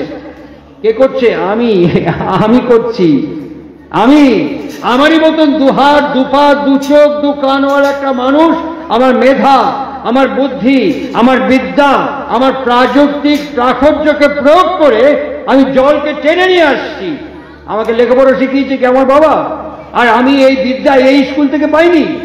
এই স্কুলে আমার মতন ছেলে ভর্তি হবে, কিন্তু ওই বিদ্যা অর্জন করতে গেলে পরে অনেক নামি দামি স্কুল থেকে অর্জন করতে হবে। আর এই বিদ্যা, বুদ্ধি, মেধা এবং ধী দিয়ে আমি আপনার, আমার সমাজ, আমার রাষ্ট্র, আমার দেশ, আমার জাতি একে সুরক্ষা করছি না ভয়ঙ্কর বিপর্যয়ের মুখে ঠেলে দিচ্ছি। সিদ্ধান্ত তো আমাকে গ্রহণ করতে হবে। ঠাকুর অনুকূল চন্দ্রের প্রাসঙ্গিক প্রয়োজনীয়তা কোথায়? বইটির নাম হচ্ছে আচারচর্যা, দুটি খণ্ড। এই দুটি খণ্ডের মধ্যে শ্রী শ্রী ঠাকুর অনুকূল চন্দ্র পরিষ্কার ভাষায় বলছেন, যা খুশি তাই করবে তুমি, যা খুশি তাই করবে তুমি, তা কিন্তু চলবে না। ভালো ছাড়া মন্দ করলে পরিস্থিতি ছাড়বে না। এটা আমাদের বুঝতে কোনো অসুবিধা হয় না। এখন পরিষ্কার বুঝতে পারছি শ্রী শ্রী ঠাকুর অনুকূল চন্দ্রের প্রাসঙ্গিক, অপরিহার্য এবং অনিবার্য আমার জীবনে কতখানি প্রয়োজন। I am not salesman of Shri Shri Thakur Anukul Chandra. আমি সৎসঙ্গের হকারি করতে আসিনি, আমি ঠাকুর অনুকূল চন্দ্রের দালালি করতে আসিনি, আমি ঠাকুর অনুকূল চন্দ্রের ফেরিওয়ালা হয়ে ঠাকুরকে বিক্রি করতে আসিনি। আমি সত্য উদ্ঘাটন করতে এসেছি, পরিস্থিতি বর্ণন করতে এসেছি। আজকালকার যে সিচুয়েশন, সিনারিও, যে ফেনোমেনন আমি আপনাদের কাছে প্রকাশ্যে তুলে ধরছি, সিদ্ধান্ত আমার। আমি কি করব কি করব না সে সিদ্ধান্ত আমার। সেই সিদ্ধান্ত ঠাকুর অনুকূল চন্দ্র, পঞ্চানন সরকার, দ্য লিভিং লিজেন্ড, তাকে তিনি বলছেন এটা আপনার দোষ, ওকে আপনি জ্যামিতির লম্ব বোঝাতে পারছেন না। আমরা বুঝতে পারি না, বিদ্যা হলেই সব বোঝানো সম্ভব নয়। বিদ্যা কথাটাকে ঠাকুর ভাগ করে দিয়েছে। আমরা জানি ঠাকুর অনুকূল চন্দ্রের 4খানা ডিকশনারি আছে। সেই ডিকশনারি সব বাংলা নিয়ে ঠাকুর যে শব্দগুলো ব্যবহার করেছেন, শ্রী শ্রী ঠাকুর অনুকূল চন্দ্র যে শব্দগুলো প্রয়োগ করেছেন, তাকে বিশ্লেষণ করবার জন্য 4খানা ডিকশনারি হয়েছে। একটার নাম ধাতু দীপনী, একটার নাম ধাতু কৌমুদী, একটার নাম বাগর্থ দীপিকা, আর একটার নাম শব্দ রত্নকোষ। এই 4টে ডিকশনারি শুধু অনলি ফর শ্রী শ্রী ঠাকুর অনুকূল চন্দ্রের শব্দকে বিশ্লেষণ করবার জন্য। আমরা জানি প্রাচ্যে ভারতবর্ষে আমার এই মুহূর্ত পর্যন্ত, এই 8ই জানুয়ারি 2023 পর্যন্ত আমার জানা নেই ভারতবর্ষের কোনো মানুষের জন্য 4খানা ডিকশনারি তৈরি হয়েছে তার শব্দকে বিশ্লেষণ করবার জন্য। হ্যাঁ, বিদেশে জানি, পাশ্চাত্য দেশে জানি, হোমার, উইলিয়াম শেক্সপিয়ার, এলফিনস্টোন, এরকম কয়েকজন মানুষ তাদের শব্দ ব্যাখ্যা করার জন্য, বিশ্লেষণ করবার জন্য কিছু ডিকশনারি তৈরি হয়েছে। প্রাচ্যে ভারতবর্ষে আমার জানা নেই। বিদ্যা থাকলেই হয় না। ঠাকুর অনুকূল চন্দ্র বলছে বিদ্যা মানে কি জানো? বিদ্যমানতা, হাউ টু এক্সিস্ট, আমি কি করে থাকবো, হাউ টু এক্সিস্ট, আমি কি করে বাঁচবো, হাউ টু লিভ, আমি কি করে বাঁচবো, হাউ টু এক্সিস্ট, আমি কি করে আমার অস্তিত্বকে বজায় রাখবো। এর নাম বিদ্যা। শুধু একগুচ্ছ শব্দ মাথার মধ্যে রাখলেই বিদ্যা হয় না। পঞ্চানন সরকারকে ঠাকুর অনুকূল চন্দ্র বোঝাচ্ছেন এটা আপনার দোষ। আপনি একটা কাজ করুন, একটা ব্ল্যাকবোর্ড, একটা চক নিয়ে আসুন, নিয়ে এসে গাছের গায়ে লাগিয়ে দিলে সরজনীকে ডাক দিয়ে নিয়ে আসুন। সরজনী এসে একটু মোটাসোটা চেহারা, তিনি এসে ওখানে ধূপ করে বসলেন। ঠাকুর ঝুঁকে বলছেন, তুই নাকি লম্ব বুঝতে পারিস না? হ্যাঁ, কি করে বুঝবো বলুন? ওই আমাকে ওরকম করে জ্যামিতির মতন ব্ল্যাকবোর্ডের স্যার বুঝিয়ে দেয়, আমি পড়ি, বাড়িতে গিয়ে বিছনা পেলে কাত হয়ে শুয়ে পড়ি, লম্বা হয়ে থাকতে পারি না, কাত হয়ে যায়, কি করে লম্ব বুঝবো? ঠাকুর অনেকক্ষণ চুপ করে থেকে কি অদ্ভুত, তিনি বলছেন, বাটনা বাটতে পারিস? বলে হ্যাঁ। আরে মেয়ে মানুষ, সংসার করি, আশ্রমে কাজ করি, বাটনা বাটতে পারবো না? বাটনা তো রোজ বাটতে হয় দুবেলা। দেখুন না আঙুলগুলো কেরম হয়ে গেছে। এখন অবশ্য মায়েরা বাটনা বাটে না, এই ম্যানিকিওর প্যাডিকিওর করে তো, ওখানে আর বাটনা বাটে না। টিস করে চাপিয়ে দিল, ঘুর করে ঘুরলো, ফাট করে নেমে গেল, বাটি থেকে উপুট করে দিল, বাটনা বাটা উঠে গেছে। এখন আর আমাদের এই সোডা, রিঠে এইসব দিয়ে কাছাকাছি এখন আর নেই। মেশিনে জাম করে দিলাম, ট্রেক করলাম, ঘুরলো, ড্রাই হলো, মেশিন থেকে বেরিয়ে গেল, একদম ইস্ত্রি মারলাম, পরে চলে গেল। এখন অনেক সুবিধা হয়ে গেছে, এখন আর ওসব নেই। সুতরাং বাটনা বাড়তে বাড়তে দেখুন না আঙুলের চেহারা কি হয়েছে। ঠাকুর ওটা দেখার পরে পঞ্চানন সরকারকে বলছেন, ও তো বাটনা বাড়তে পারে, আপনি লম্ব বোঝাতে পারলেন না। আরে বাটনা বাটার সঙ্গে লম্বের কি সম্পর্ক? শিলনোড়ার সঙ্গে লম্বের কি সম্পর্ক? ঠাকুর বলতে সম্পর্ক আছে। জানেন পঞ্চাননদা, জগৎ এবং জীবন বিচ্ছিন্ন নয়। এই জগৎ এবং জীবন একটা অচ্ছিন্ন পরম্পরা, একে দেখার মতন চোখ চাই। আমাদের আর্য ঋষিরা কি বলেছিলেন জানেন? দেখাটা দুরকম, দেখাটা দুরকম। আমার মায়েরা বসে আছেন, ঠাকুর অনুকূল চন্দ্র বলছেন পুরুষ মানুষ দুজনের কাছে মিথ্যে কথা বললেও গোপন রাখতে পারে না। কে জানেন? একটা হচ্ছে গর্ভধারিণী, একটা হচ্ছে গর্ভধারিণী, আরেকটি হচ্ছে সহধর্মিণী। সে এক বাড়িতে জন্মেছে, বড় হয়েছে, মানুষ হয়েছে, আর আরেকজনের কাছে জীবনকে নিবেদন এবং সমর্পণ করেছে। এর কাছে লুকোনো যায় না, এর কাছে ফাঁকি দেওয়া যায় না, এর কাছে মিথ্যে কথা বলা যায়, গোপন করা যায়, কিন্তু একটা সময় ধরা পড়ে যায়। ইহ জীবনের সমস্ত তুমি যদিদং হৃদয়ং তব তদস্তু হৃদয়ং মম। আমার সমস্ত জীবন, মন, প্রাণ আমি তোমার কাছে সমর্পণ করে তোমাকে অস্তিত্ব, অবলম্বন, আশ্রয় বলে আমি তোমাকে আমার জীবনে স্বীকার করেছি। তোমার তোমার তোমার কুল বংশ, তার স্মারককে আমার গর্ভে ধারণ করে ভূমিষ্ঠ করে বড় করে তুলেছি। আমার কাছে গোপন করা যায় না। আমি তোমার অর্ধাঙ্গিনী, আমি তোমার সহধর্মিনী। শ্রী ঠাকুর অনুকূল চন্দ্র পরিষ্কার ভাষায় বলতেন, স্ত্রীকে জানো, বউকে জানো, চিন্ময়ী মা। এই বউ, এই স্ত্রী হচ্ছে তোমার জীবনের চিন্ময়ী মা। যদি ঘরে সুখ শান্তি বজায় রাখতে চাও, তাহলে স্ত্রীকে যত্ন করো, স্ত্রীকে সন্তুষ্ট রাখো। সে তোমার আদ্যা শক্তি, সে তোমাকে শক্তি প্রেরণ করবে। এই দুজনের কাছে গোপন করা যায় না, এই দুজনের কাছে মিথ্যে বলা যায় না। ধরা পড়ে যায়, মিথ্যে বলা যায়, কিন্তু আড়াল করে রাখা যায় না। ঠিক এইরকম ওই আদ্যা শক্তির সরোজিনী ওখানে বসে আছেন। এই বিদ্যা মানে বিদ্যমানতা, how to exist, how to live. Thakur Anukul Chandra বলছেন জগৎ এবং জীবনের সম্পর্ক অচ্ছিন্ন, অচ্ছেদ্য, পরস্পর পরস্পরের সঙ্গে কোরিলেটেড। একটা শিল নোড়া নিয়ে আসতে বলল। পঞ্চানন সরকার আনন্দবাজার থেকে একটা শিলা নোড়া নিয়ে আসলো। সরোজিনীর দিকে তাকিয়ে বলছে, সরোজিনী তুই তো বাটনা বাটতে পারিস? বলে হ্যাঁ, বাটনা বাট। এরকম করে নোড়াটা শিলের ওপরে দিয়ে ঘষতে ঘষতে নোড়াটা খাড়া করে এরকম করে করে মশলাটা কাছিয়ে নিচ্ছে। যে নোড়াটা শিলের ওপরে খাড়া করেছেন, ঠাকুর বলছেন থাম, ওইরকম করে রাখ। ঠাকুর বেঞ্চের দিকে উঠে পঞ্চানন সরকারের কাছে গিয়ে বলছে, এবার লম্ব বুঝিয়ে দিই। কি করে বোঝাবো? কেন? শিল একটা সরল রেখা, তার উপরে নোড়া আর একটা সরল রেখা, দুদিকে যে কোণ উৎপন্ন হলো, বোঝাতে পারবেন না? পঞ্চানন সরকার বুঝিয়ে দিল। বোঝানোর পরেই শ্রী ঠাকুর সরোজিনীর দিকে তাকিয়ে বলছে, ক্যারে সরোজিনী, এখন কি লম্ব কাঠ হয়ে যাবে না লম্বাই থাকবে? বলে কি বলেন? শিল আর নোড়া হাতে পড়লে বাটনা বাটতে গেলে লম্ব খাড়া হয়ে যাবে, মাথাও সেট করে যাবে। এ আজ জীবনে কোনোদিন আমার ভুল হবে না। ঠাকুর বললেন, দেখলেন শিক্ষা কত সহজ, এক মুহূর্তে বুঝিয়ে দেওয়া সম্ভবপর হয়। দেখলেন শিক্ষা কত সহজ।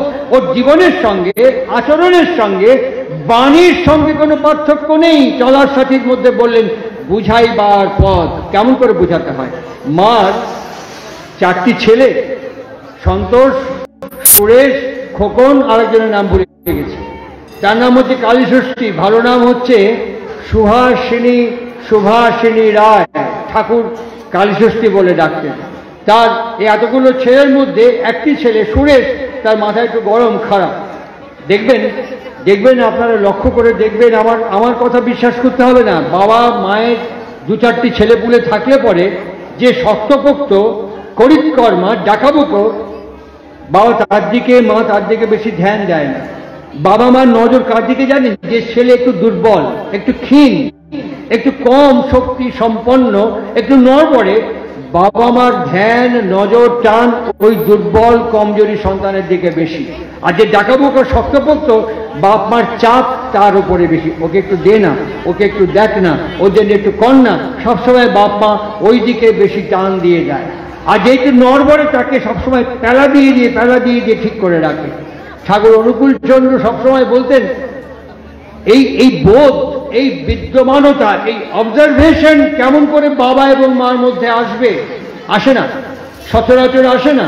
ওই যে ছেলেটি একটু মাথায় গন্ডগোল, ছেলেটি যে একটু পাগলাটে টাইপের, যেখানে সেখানে যেসব কথা বলে ফেলে, সবসময় মাথা গরম হয়ে থাকে, একে কি করে ম্যানিপুলেট করা যায়, অ্যাডজাস্ট করা যায়, অ্যাকুমুলেট করা যায়, এই মেধা, এই বিদ্যা, এই ধী সব বাবা সব মার মধ্যে থাকে না।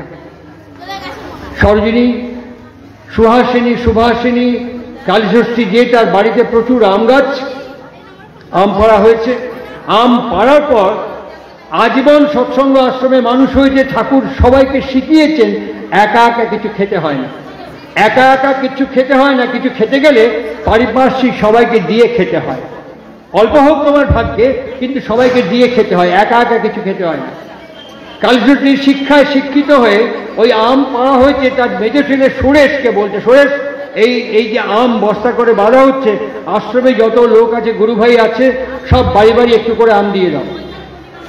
সুরেশের মাথা গরম, মার বলার যে ধরন, যে representation, mode of tune, mode of tone, mode of volume, সুরেশের মাথায় ক্লিক করেছে। সুরেশ রেগে গেছে, মার বলার ধরনটাই এমন, মার বলার রকমটাই এমন, ফট করে রেগে গেছে। রেগে গিয়ে বলছে, আমাদের গাছ লোকজন আমরা ঠিক করেছি, পাচ্ছি আমি, দেখছি আমি, ওই পারিপার্শ্বিক আমি বুঝি না। হ্যাঁ, বুঝিস না মানে? মাতৃত্বের অহংকার, পিতৃত্বের অহংকার আমাদের থাকেই। আমি বলছি মা হয়েছে করছি, ব্যাস একটা দুটো কথাতে সুরেশের মাথা গরম, প্রচন্ড গরম। রেগে গিয়ে সুরেশ বলে, থাকলো তোমার আম পড়ে। আমি নিকুচি করে জামা দ্বারা হবে না বলে হনন করে বেরিয়ে চলে গেল। দেখবেন যে ছেলে কমজোরি, দুর্বল, মাথা গরম, রাগী, বাপ মা তাকে ধমক করলে পরেও দুশ্চিন্তা, টান, অনুসন্ধিৎসা সেই দিকে সবসময় ছুটতে থাকে। স্নেহ কখনো ভালো চিন্তা করে না। ধরুন আমি প্রত্যেক দিন রাত্রি 9টায় বাড়ি ফিরি, প্রত্যেক দিন রাত্রি 10টায় বাড়ি ফিরি।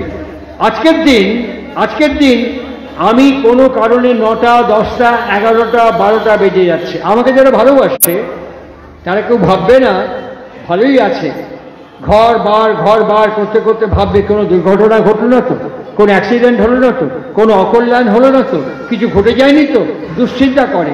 আমাদের স্নেহ, আমাদের মায়া, আমাদের মমতা সবসময় নিচের দিকে যায়, ওপরের দিকে নিতে পারে না। এই টান, এটা প্যাশনেট ক্রেভিং, সবসময় স্নেহ নিচের দিকে নিয়ে যায়, ওপরের দিকে নিয়ে যেতে পারে না। ঠিক কালীষষ্ঠী মার মনে হচ্ছে ছেলেটা বেরিয়ে গেল রাগ করে।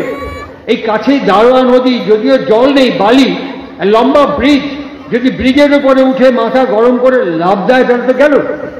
এই সামনেই যশোরী রেল স্টেশন থেকে বৈদ্যনাথ ধাম পর্যন্ত একটা রেল যাতায়াত করে, ট্রেন যাতায়াত করে, যদি রাগ করে গলা দিয়ে দেয় রেল লাইনে তাহলে তো গেল। এই ভাবতে ভাবতে অস্থির, উদ্বিগ্ন, উৎকণ্ঠা ভুগতে সে ছুটতে ঠাকুরের কাছে আসছে। ঠাকুর ওখানে বসে আছেন, ঠাকুরের কাছে কালীষষ্ঠী ছুটতে আসছেন। ঠাকুর এখানে বসে কালীষষ্ঠীকে দেখেই বলছেন, চালা, তোর হাঁটা দেখে মনে হচ্ছে একটা বড় বাপের আকাম বাঁধায় আইছিস তুই। কালীষষ্ঠী বলছে, হ্যাঁ, আকাম মানে বড় আকাম। ঠাকুরের বাণী দেখুন, চলা বলাই বলে দেয় কেমন মানুষ কি বা চায়। মানুষ এক্সিবিট করে নিজের হাব ভাব ভঙ্গি, হাত নাড়া, পা নাড়া, তাকানো, কথা বলা, এসব দেখে মানুষ বুঝতে পারে। ঠাকুর বাণী দিয়ে বলছেন, চলা বলাই বলে দেয় কেমন মানুষ কি বা চায়। ঠাকুরের বাণী কত সুন্দর। ওই কালীষষ্ঠীকে আসতে দেখে বলছেন, তোর হাঁটা দেখে মনে হচ্ছে একটা বড় মাপের আকাম বাজায় আছে। আকাম মানে বলে আকাম, ঢিপ করে বসে প্রণাম করে সব কথা খুলে বলল। ঠাকুর তাকাচ্ছেন, তাকাতে দেখছেন সুরেশ আশ্রমের ওই পাড় দিয়ে ওই দিক দিয়ে হেঁটে চলে যাচ্ছে। ঠাকুর এখানে বসে, যে ছেলে মাথা গরম করে চলে গেছে তাকে ডাক দিয়ে বলছে, এই সুরেশ। তাকালো, একটু রে। সুরেশ ঠাকুরের কাছে আসলো। কি অসাধারণ ইমোশনাল এবং sentimental treatment, being a father, being a parents, কি অসাধারণ ট্রিটমেন্ট। ঠাকুর একটা বাণী দিয়ে বলছেন, বইটির নাম অনুশ্রুতি। এই অনুশ্রুতি বাণী গ্রন্থের মধ্যে একটি ছোট্ট বাণী দিয়ে বলছেন, চটা দেখলেই মিষ্টি বলো। আমরা তা করি না, চটা দেখলেই মিষ্টি বলো। আমরা চটা দেখলে আরো চটে যাই, কি বললেন কি বললেন কি বললেন, এগিয়ে যাই, আরো এগিয়ে যাই, কি বললেন কি বললেন, এরকম করে এগিয়ে যাই। আর ঠাকুরের বাণী হচ্ছে চটা দেখলেই মিষ্টি বল, হৃদ্য দীপন স্বরে। চটা দেখলেই মিষ্টি বলো, হৃদ্য দীপন স্বরে। এই ব্যবহার চটা লোকের উপকারী করে। তার পরের লাইনে বলছেন তিক্ত ব্যবহার, তিক্ত ব্যবহার রুচ্চ করো, যেমন তর সুক্ত। তিক্ত ব্যবহার রুচ্চ করো, যেমন তর সুক্ত। এতে ফল ভালোই ফলে, ঝিনুকে যেমন মুক্ত। এই বাণীর সঙ্গে জীবনটাকে অসাধারণ সাজুজ্য এবং সম্মিলিত। সুরেশ যেই আসলো কাছে, ঠাকুর কিন্তু একবারও জিজ্ঞেস করলেন না মার সঙ্গে ঝগড়া করেছি, রমুক করেছি, তো একবারও গেলেন না এই পথে। ঠাকুর সঙ্গে সঙ্গে সুরেশের দিকে তাকালেন, তাকিয়ে বললেন, সুরেশ, আগে তোর তোর পাবনার কথা মনে আছে? বলে হ্যাঁ, মনে থাকবে না, মনে আছে। তো পাবনার ওই আমাদের যে আশ্রমের সামনে দিয়ে পদ্মা বয়ে যেত, পদ্মার কথা মনে আছে? হ্যাঁ হ্যাঁ মনে আছে। তুই পদ্মায় স্টিমার চলা দেখেছিস? হ্যাঁ দেখেছি দেখেছি। খুব জোরে জোরে বলতেন, রেগে আছে তো খুব জোরে জোরে, হ্যাঁ দেখেছি। স্টিমারের ভোঁ দিত, ভোঁ। তুই স্টিমারের ভোঁ শুনেছিস? হ্যাঁ শুনেছি। খুব জোরে জোরে বলতে, হ্যাঁ শুনেছি। কতটুকু ভোঁ দিত? তখন অল্প, বেশি না, যতটুকু প্রয়োজন ততটুকু ভোঁ দিত। তখন বলছেন কেন বেশি ভোঁ দিলে কি হতো? বলে আরে বেশি ভোঁ দিলে পরে স্টিম তো সব বাড়াই যাবে, ওই জন্য যেটুকু প্রয়োজন সেটুকু ভোঁ দিত। ঠাকুর হাসতে হাসতে বলতেন, তুই, তোর মা আর আমি তিনজন এইটুকু জায়গার মধ্যে বসে কথা করছি, তোর গলার ভোঁ তো উপরে কেন? শালা ভোঁ নামাই নিয়ে আয়, তোর জীবনী শক্তি বাড়ায় যাচ্ছে শালা। যেই বললেন সুরেশ হেসে ফেললেন। ঠাকুর সঙ্গে সঙ্গে বললেন, তোর তো শালা মাথা গরম? বলে হ্যাঁ খুব গরম। গরমের উপরে নরম চাপালে কি হয়? বলেন গরম হয়ে যায়। বলে আমিও তো শালা তাই কই। ওই আমের ঝুড়ি মাথার ওপর নিয়ে শালা মাথায় মাথায় কিছুক্ষণ চক্কর মারতে মারতে আঁঠি পর্যন্ত টকবক করে ফুটে উঠবে নি আমের। ওই আম যখন সবাইকে দিবি না, 1 টাকা করে খালি শালা নরম মাল গরম হয়ে উঠবে, আমি যা কবো টক করে ফেলবি। ভালো হবি না মন্দ হবি? বলে ভালো হবি না, নিয়ে যা শালা। চলে গেল। কালীষষ্ঠী মা তার জনয়িত্রী, তার গর্ভধারিণী শ্রী শ্রী ঠাকুরকে বলছেন, ঠাকুর ঠাকুর ভাগ্যিস আপনি ছিলেন, তাই আমার সংসারটা রক্ষা পেল। শ্রী শ্রী ঠাকুর বলছেন, কালীষষ্ঠী মা হয়েছিস তুই, ছাওয়াল পেটে ধরেছিস তুই, ছাওয়ালে বড় করেছিস তুই। তুই যদি তোর ছাওয়ালের ধাত, রকম, ধরন, বৈশিষ্ট্য না বুঝবে পারিস, পাড়ার লোক বুঝবি? এটার জন্য বিদ্যের দরকার নেই, এটার জন্য কোনো সার্টিফিকেট দরকার নেই, এটার জন্য কোনো ব্যক্তির প্রয়োজন নেই। এই অনুশাসনকে অনুশীলন এবং অভ্যাস করবার জন্য কোনো পদ্ধতি প্রকরণের প্রয়োজন নেই। চোখে সব দেখতে পায়, কিন্তু আমার চোখে কুটো পড়েছে। বিবাহ কাকে বলে, প্রজনন কাকে বলে, বিবাহের শিক্ষা কি, প্রজননের শিক্ষা কি, এই বিষয়ে জানার, বোঝার, অনুভব করার, অনুশীলন করার কোনো প্রয়োজন নেই। এই যে আঙিনায় ফাঁকা জায়গাতে আমরা উৎসব করছি, কথা বলছি, আমি যদি এখানে দাঁড়িয়ে বলি এখানে একটা 200 তলা বাড়ি করব, আমার টাকা জমি আমাদের স্কুলের 200 তলা বাড়ি হবে। হ্যাঁ হবে, হবে না তাই না? ইঞ্জিনিয়ার আসবে, এসে দেখবে হ্যাঁ 200 তলা বাড়ি হবে। তবে এখনই হবে না। কেন হবে না এক্ষুনি? কাল থেকে কাজ শুরু করে, একদম বসে কাল থেকে কাজ শুরু করা যায় না কেন? আরে মাটির সয়েল টেস্ট করতে হবে, সয়েল টেস্ট করে তার ব্যবস্থা করে তারপর 200 তলা বাড়ি করতে হবে। এখনই কি করা যায় নাকি? আমরা এটা বুঝতে পারি।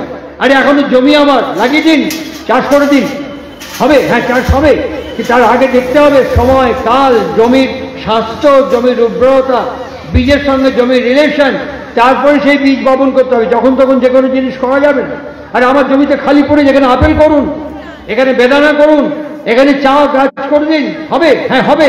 সেরকম অ্যাটমসফিয়ার তৈরি করতে হবে, তারপরে হবে। আমরা এই সব বুঝতে পারি, এগুলি জানতে পারি, কিন্তু ভালোবাসার ক্ষেত্রে গিয়ে তখন আমরা বলি কি করব, বেশ করেছি, প্রেম করেছি, করবই তো করুন, কোনো আপত্তি নেই, হ্যাঁ কোনো আপত্তি নেই। একটা ছোট্ট গল্প বলি, ছোট্ট গল্প না, বাস্তব কথা, ছোট্ট আমার চোখে দেখা বাস্তব কথা। একটি বাড়িতে আমি তো এখান থেকে কলকাতায় ফিরে যাব আজকে, কিন্তু সেখান থেকে ফিরতে পারিনি, রাত্রিবেলা সেই বাড়িতে বাস করছি। সেই বাড়িতে ভদ্রলোক ফিরে তার বউকে, তার গৃহিণীকে, গৃহলক্ষ্মীকে, তার অর্ধাঙ্গিনীকে বলছেন, ছেলে বাড়িতে এসছে? তখন বলছে না, এত রাত হয়ে গেল এখনো বাড়িতে আসে নাই, চারিদিকে গন্ডগোল দিতেছে। বলে না আসলে আমি কি কমু? সে ভদ্রলোক হাঁ করে তার বউয়ের দিকে তাকিয়ে বলছে, আমাদের বাড়ির লগে একটা কুত্তার বাচ্চা পাচ্ছিল, শালা ঘুমাইতে যায় না 7 দিন, 7 দিন ধরে কি কুত্তার বাচ্চার কি কি চিৎকার, এরা ঘুমাইতে পারি না। আমি তোমার ছেলেকে কইলাম যে বস্তার মধ্যে বই রাখছে, কুত্তার বাচ্চা বোঝে আর মানুষের বাচ্চা বোঝে না। হ্যাঁ, বোঝে না। আমি এবং শীর্ষেন্দু মুখোপাধ্যায়, বাংলা সাহিত্যের অন্যতম কিংবদন্তি ব্যক্তিত্ব, ভুবনেশ্বর থেকে দমদম আসবো ফ্লাইটে, টাইম হয়ে গেছে, আমরা বোর্ডিং পাস পেয়ে সিটে বসে গেছি। হঠাৎ ফ্লাইট লেট করছে, দেখি সিআইএসএফ এর একটা বড় বড় কুকুর, কিছু অফিসার কুকুর নিয়ে ঘুরে শুকে বেড়াচ্ছে। আমি অফিসারকে এরকম করে টোকা মেরে বললাম, কুকুরটাকে আপনি ট্রেনিং দিয়েছেন? বললো হ্যাঁ।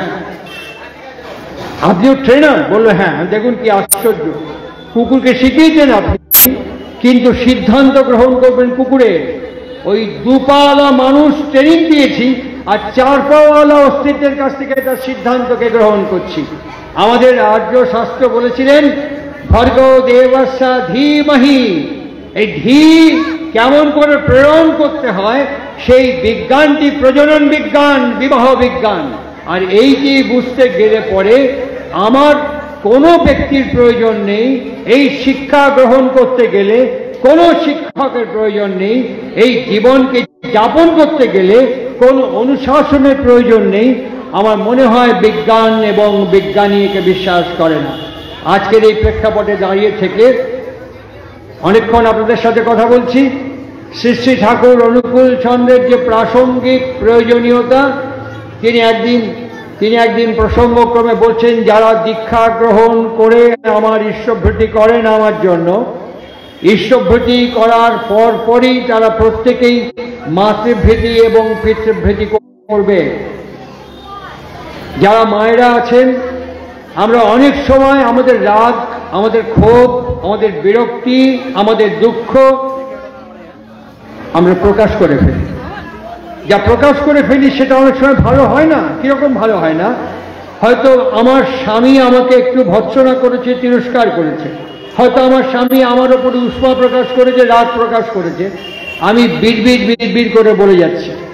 বলতে বলতে আমার ছেলে যদি তখনই কিছু বলে, তোর বাবাকে বল, এই বলে ছেলের সামনেই বাবার সম্পর্কে অনেক মন্তব্য করে যাচ্ছে। ছেলে ও বাচ্চা বোঝে না, না তা নয়, সব শুনছে, চোখ is a pinhole camera, সব রিসিভ করছে, কানের মেমব্রেন সব রিসিভ করছে, একদম পাঠিয়ে দিচ্ছে হায়ার অ্যানালিটিক সেন্টারে, সেখানে স্টোর হয়ে যাচ্ছে, যেটা মাথার পেছন দিকে। যে কোনো ফিজিওলজিস্টকে জিজ্ঞেস করবেন, মাথার পেছন দিকটাকে বলে এরিয়া নাম্বার 19, ওটা হচ্ছে আমাদের ভাড়ার ঘর, সব এখানে স্টোর হয়ে যাচ্ছে। আর যখন আমি আমার ছেলেকে কিছু বলছি, ওইটা আমাকে ফিডব্যাক দিচ্ছে। তখন আমি কপাল চাপড়ে বলছি, দীক্ষা নিলাম, সৎসঙ্গ করছি, উৎসবে এসছি, ঈশ্বরবিধি করছি, আমার কপালে এটা হলো কেন? এই কুটোটাকে আমি দেখতে পাচ্ছি না, পারবো কিনা জানি না। শ্রী ঠাকুর অনুকূল চন্দ্র কুটোটা পরিষ্কার করে দিয়ে কি বলছেন? তিনি বলছেন, প্রত্যেক দিন মাকে প্রত্যেক দিন ছেলেদের সামনে বাবার প্রশংসা করবে, প্রত্যেক দিন ছেলে মেয়েদের সামনে তোমার স্বামীর প্রশংসা করবে, আর করতে করতে বলবে, তোমার বাবার মতন এরকম মানুষ আমি দেখিনি, তোমাদের বাড়ির মতন এরকম বংশ আমি দেখিনি। প্রত্যেক দিন ওই ছেলেপুলেদের সামনে শ্বশুর বাড়ি এবং স্বামী এবং শ্বশুরের প্রশংসা করতে থাকবে। আর পুরুষকে বলছেন, স্বামীকে বলছেন, তুমিও তোমার ছেলেপুলেদের সামনে তোমার স্ত্রী, তোমার শ্বশুর বাড়ি, তোমার শ্বশুর শাশুড়ির প্রশংসা করতে করতে ছেলেদের বলবে, তোমার মা কত বড় বাড়ির মেয়ে, তোমার মা আমাকে কিভাবে যত্ন করে, শ্রদ্ধা করে। এই প্রত্যেক দিন বাইল্যাটারাল কথা শুনতে শুনতে শুনতে শুনতে সন্তানের মধ্যে আভিজাত্য বোধ তৈরি হবে, ঐতিহ্য বোধ তৈরি হবে, বংশ মর্যাদা বোধ তৈরি হবে। একটা পা ফেলতে গিয়ে ভাববে, আমি এই বংশের, এই বর্ণের, এই গোত্রের, এই রক্তের, এই পরিবারের সন্তান, আমার দ্বারা এই কাজ করা সম্ভবপর নয়। এইভাবে যখন শিক্ষা আমরা পরিবার থেকে ইনহেরিট করতে শুরু করব, এই শিক্ষা ধীরে ধীরে ধীরে ধীরে আমাদের ওই অস্তিত্বের দিকে নিয়ে যাবে। চোখের কুটো সাফ হয়ে যাবে, ভাগবতের কথা সত্য হয়ে উঠবে। হেদন্তস্থ হি অবদ্রাণী বিধুনতি, ঝাড় দেওয়া হবে, পরিষ্কার করা হবে, মাজা ঘষা হবে, শেকিং হবে, ঝাঁকুনি হবে, শরীরে মনে অস্তিত্বের চলনের মধ্য দিয়ে ঝাঁকুনি তৈরি হবে। আমার কথার উপসংহার পর্বে আমি ফিরছি।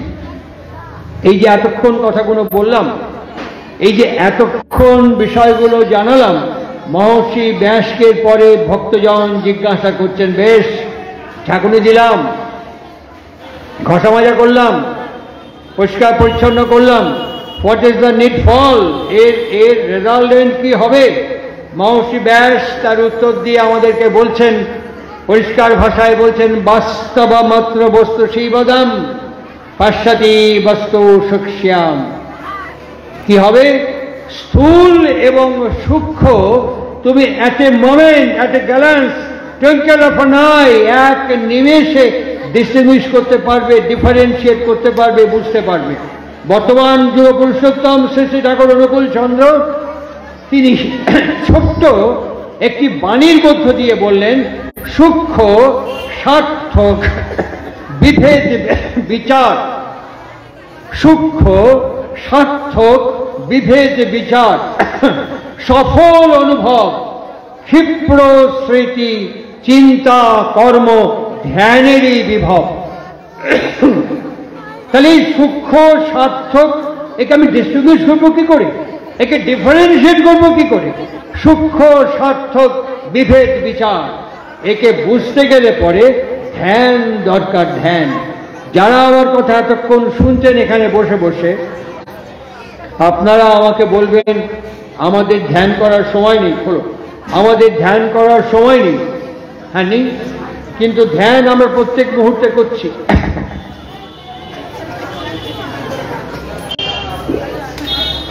শ্রীরামকৃষ্ণ দিয়ে শুরু করেছিলাম, ধীরে ধীরে অবতার বরিষ্ঠের শ্রী চরণ প্রান্তে প্রণাম নিবেদন করে আমি আমার উপসংহার পর্বে ফিরছি।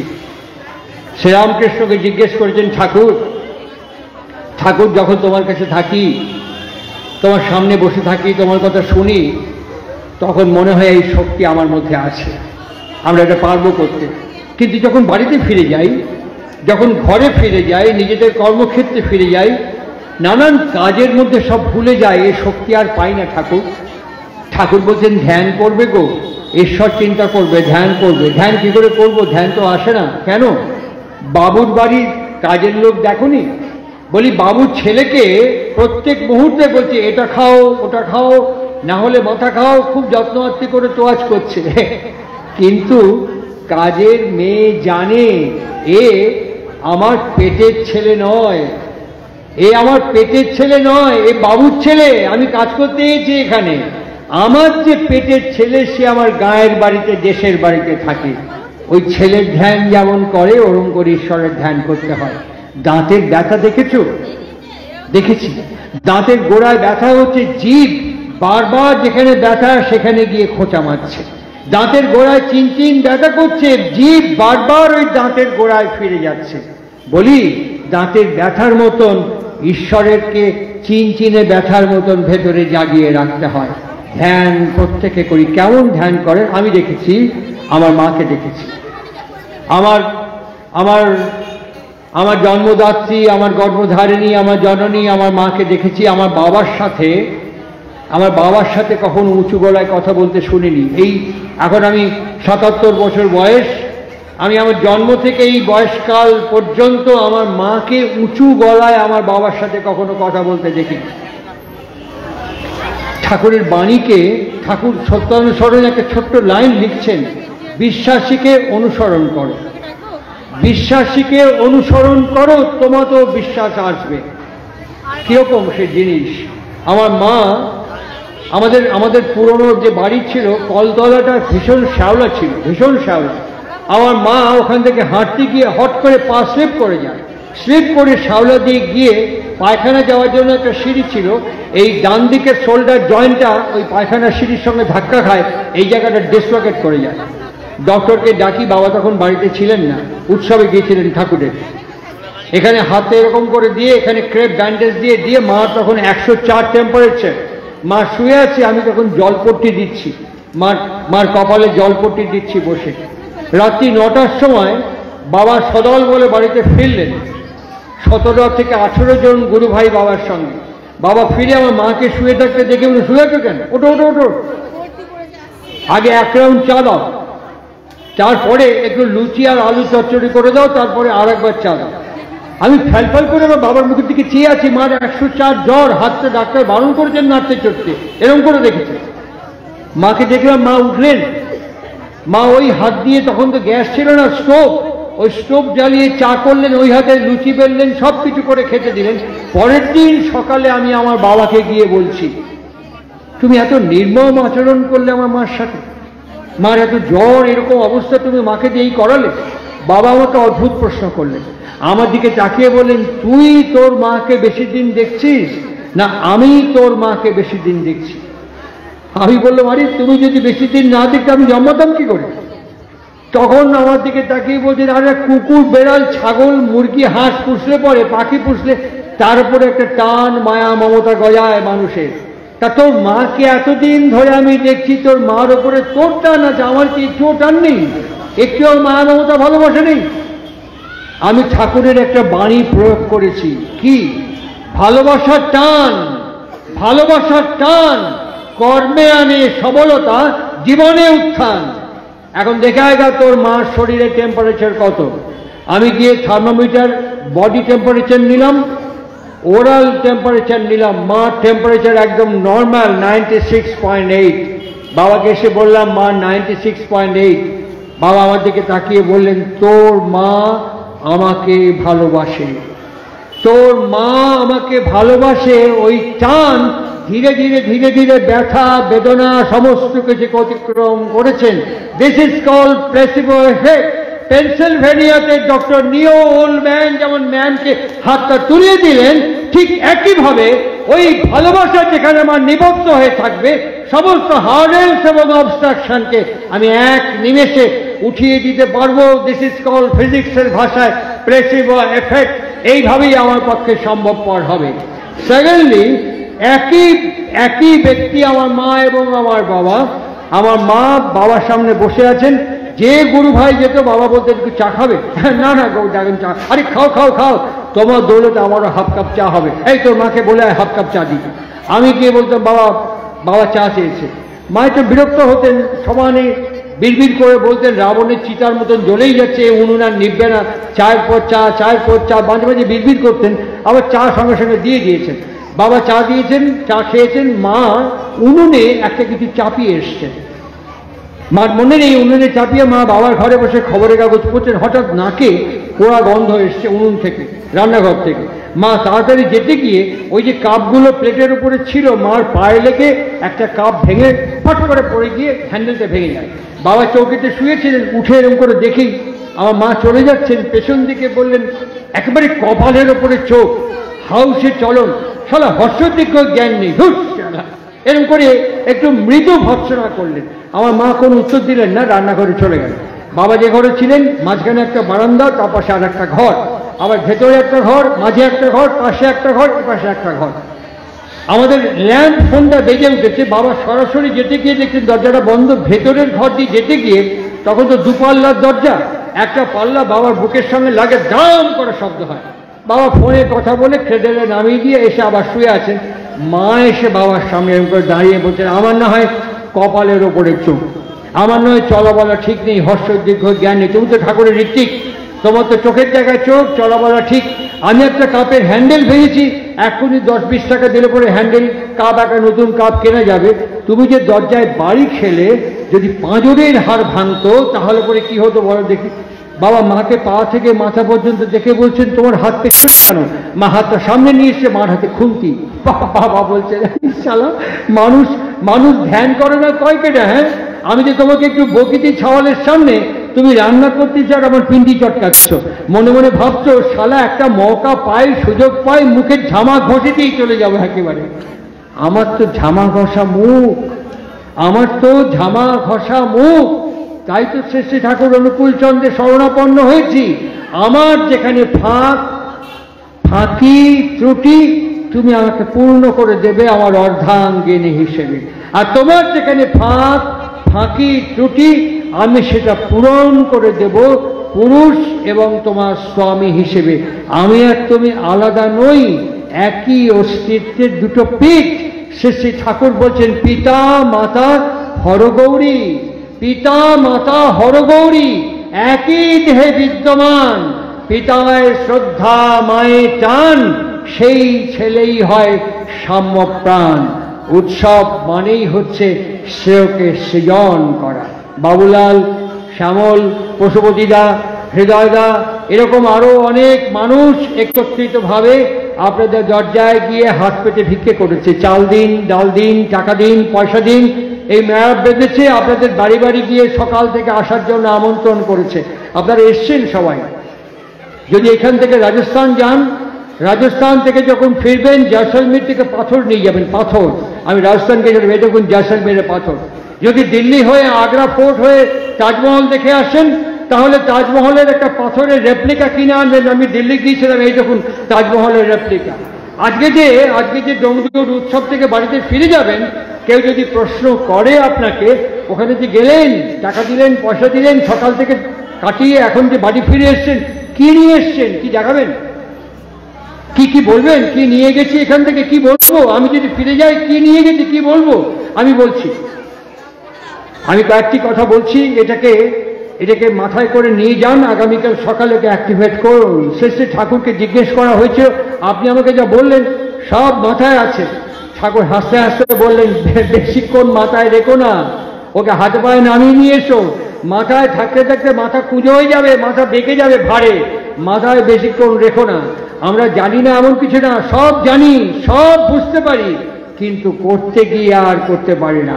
ঠাকুর বলছেন হাতে পায়ে নামিয়ে নিয়ে আসতে।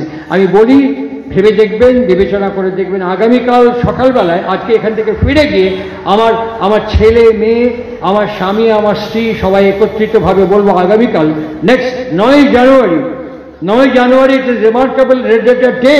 ঠাকুর 1969 সালে ওই 9 জানুয়ারি দেওঘর লীলাঙ্গন আশ্রম থেকে দিগারিয়া পাহাড়ের মানিকপুরে প্রথম বনভোজন করতে গিয়েছিলেন জীবনে একবার। ওইটি তার ইহজীবনের শেষ বনভোজন। আমি তখন দাঁড়িয়ে আছি পাড়ার ঘরের সামনে। ঠাকুর একটা ক্রিম কালারের সোয়েটার, কোমরে কাপড়টা বাঁধা, হাটসান গাড়িটার সামনে। ঠাকুর পার্লার থেকে ধরে বার করছেন, আমার দিকে চোখ পড়লো। আমার দিকে চোখ পড়ার পরই এরকম করে ইশারা করলেন। আমি প্রণাম করলাম। আমাকে আস্তে করে জিজ্ঞেস করে, তুই যাবো? আমি কোথায়? ওই সবাই যাচ্ছে, মানিকপুর যাবো। আমি হ্যাঁ যাবো, উঠে পড় সবাই গাড়িতে। আমিও গাড়িতে উঠে ঠাকুরের সঙ্গে বনভোজন করেছিলাম। সেই একবার বনভোজন, একবার এই বনভোজনে ঠাকুরের সান্নিধ্য। আজকে সেই স্মৃতিটা যেমন আপনাদেরকে বলছি, ঠিক 9 জানুয়ারি আগামীকাল সেই বিখ্যাত একটি মুহূর্ত। সেই 9 জানুয়ারি আমি আমার পরিবারের সবাইকে ডেকে বল, বাবা মাকে একটা প্রণাম করো, তোমার মাকে একটা প্রণাম করো। কেন না? বেটার লেট দ্য নেভার, একটা প্রণাম করো। আমি জানতাম না বাবা, আমি সবকিছু জানি তা সত্যি নয়, আমি সবকিছু জানা নেই। তোমার মাকে একটা প্রণাম করো, because she is the first home. তোমার জীবনে প্রথম বাড়ি। তুমি আকাশ, পৃথিবী, মাটি দেখার আগে প্রথম ওই বাড়িতে, ওই জঠরে আশ্রয় গ্রহণ করেছিলে। মাকে একটা প্রণাম করো আর হাত জোর করে বলো, মা আমার জননী, আমার তোমার ইচ্ছা থেকে আমার জন্ম, তোমার দেহ থেকে আমার দেহ, তোমার ভাষা থেকে আমার ভাষা নিয়ে, আমার অসহায় শৈশব থেকে তোমার দয়া, মায়া, স্নেহ, ভালোবাসা, করুণা, ক্ষমা এবং পরিচর্যায় তুমি আমাকে মানুষ করে তুলেছ। সঙ্গে সঙ্গে আমার স্ত্রী বলবে, তোমার বাবাকে একটা প্রণাম করো। এই ভদ্রলোক যদি আমাকে স্বীকার না করতেন, গ্রহণ না করতেন, ওর শরীর থেকে তোমাকে যদি আমার শরীরে প্রেরণ না করতেন, আমি তোমাকে কোথায় পেতাম বাছা? তোমার বাবাকে একটা প্রণাম করো। আর সঙ্গে সঙ্গে বলো, পিতা আমার জীবনের উৎস, আমার অসহায় শৈশব থেকে তোমার দয়া, মায়া, স্নেহ, ভালোবাসা, করুণা, পরিচর্যা তুমি আমাকে মানুষ করে তুলেছ। বাবাকে একটা প্রণাম করো। কিছু দিয়ে প্রণাম করো। কি দেব? ব্রেনকে বিজনেস দাও, ভাবো কি দিতে পারো। কিচ্ছু যদি খুঁজে না পাও, গাছের থেকে একটা ফুল এনে দাও। তাও যদি না খুঁজে পাও, সামনে দিয়ে বয়ে যাওয়া বাতাস দু হাত থেকে টেনে নিয়ে ওই বাতাস বাবা এবং মার পায়ে অঞ্জলি দিয়ে একটা প্রণাম করো। বাবাকে লক্ষ্য করো, এখন সবার ঘরে ঘরে অ্যান্ড্রয়েড মোবাইল। বাবা ঘুম থেকে উঠে ঘুমোতে যাওয়া পর্যন্ত বাড়ির মধ্যে কি করে মোবাইলে ভিডিও রেকর্ড করো। মাকে রেকর্ড করো, ঘুম থেকে বিছানা থেকে উঠে রাত্রে শুতে যাওয়া পর্যন্ত মা কি করে মোবাইলে রেকর্ড করো। তুমি ব্রেনকে বিজনেস দাও, এর মধ্যে কখন কতটুকু কিভাবে কি পদ্ধতিতে বাবাকে এবং মাকে একটু সার্ভিস নাচার নারিশমেন্ট দিতে পারো। দেখবে বাবার শরীর ভালো হয়ে গেছে, মার শরীর ভালো হয়ে গেছে। কেন জানো? বাবা মা পৃথিবীতে সন্তানের কাছে কিছু চেয়েছে আমি আমার জীবনে দেখিনি। আমি আমার জীবনে দেখেছি বাবা মা সবসময় বলেছে, যত দুঃখ কষ্ট জ্বালা যন্ত্রণা আমাকে দাও, আমার সন্তান সন্ততিকে ভালো রাখো। বাবা মা একটা জিনিস চেয়েছে, কি জানেন? তুমি আমাকে বোঝো, তুমি আমাকে অ্যাপ্রিসিয়েট কর because I am your father. তুমি আমাকে অ্যাপ্রিসিয়েট কর because I am your mother. তুমি আমাকে তুমি অ্যাপ্রিসিয়েট করো। এইটা যদি আমি রোজ করতে থাকি তাহলে কি হবে? What is the need for, what is the resultant of my life?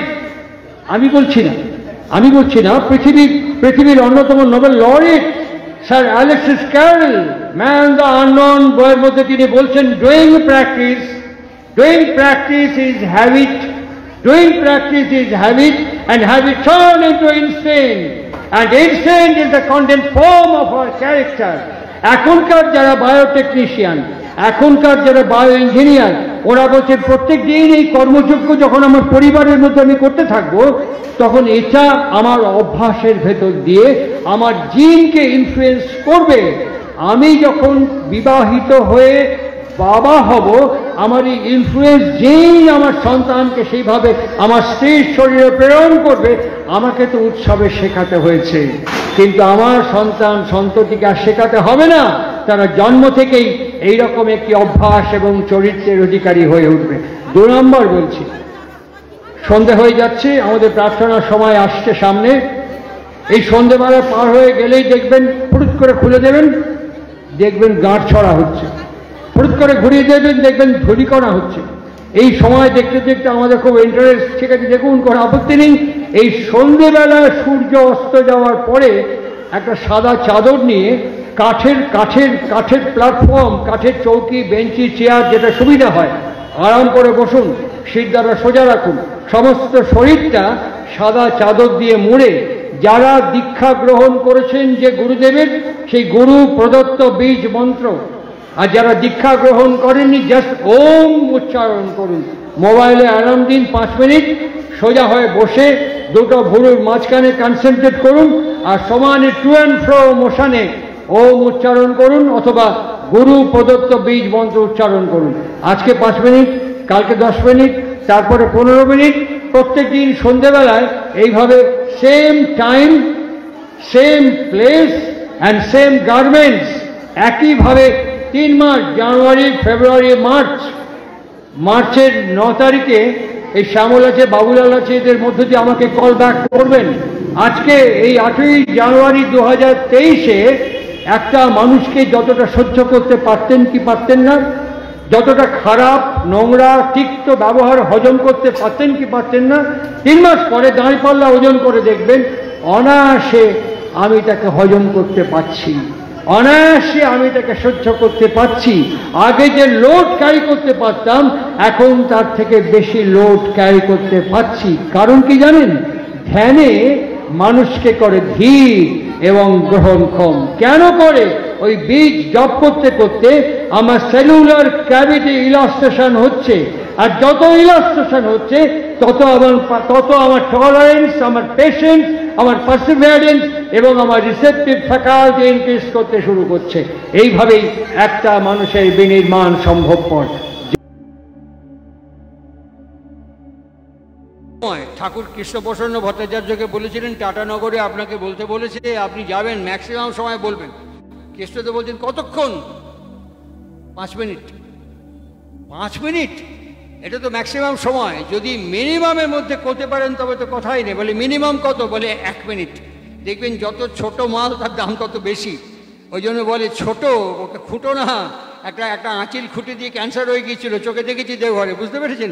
ছোট জিনিস বেশি খোঁটা ভালো না। সুতরাং অল্প ছোটোর মধ্যেই পরিবেশন করতে গেলে শক্তি লাগে, দক্ষতা লাগে, ক্ষিপ্রতা লাগে। আমারটা নেই, আমি অল্প সময়ের মধ্যেই শেষ করছি। এই সুবিধাগুলো আমরা পেতে পারি, এটা বিজ্ঞান সমর্থন করে। ইয়াস, পেনসিলভেনিয়া নিউরোমেডিসিন ডিপার্টমেন্ট, বইটার নাম হচ্ছে সায়েন্স, হেলথ অ্যান্ড রিলিজিয়ান। একজন ভদ্রলোক, তিনি একজন শ্রমজীবী মানুষ, তিনি ডক্টরের কাছে এসছেন। ডক্টরের নাম হচ্ছে ডক্টর নিও ওল্ডম্যান।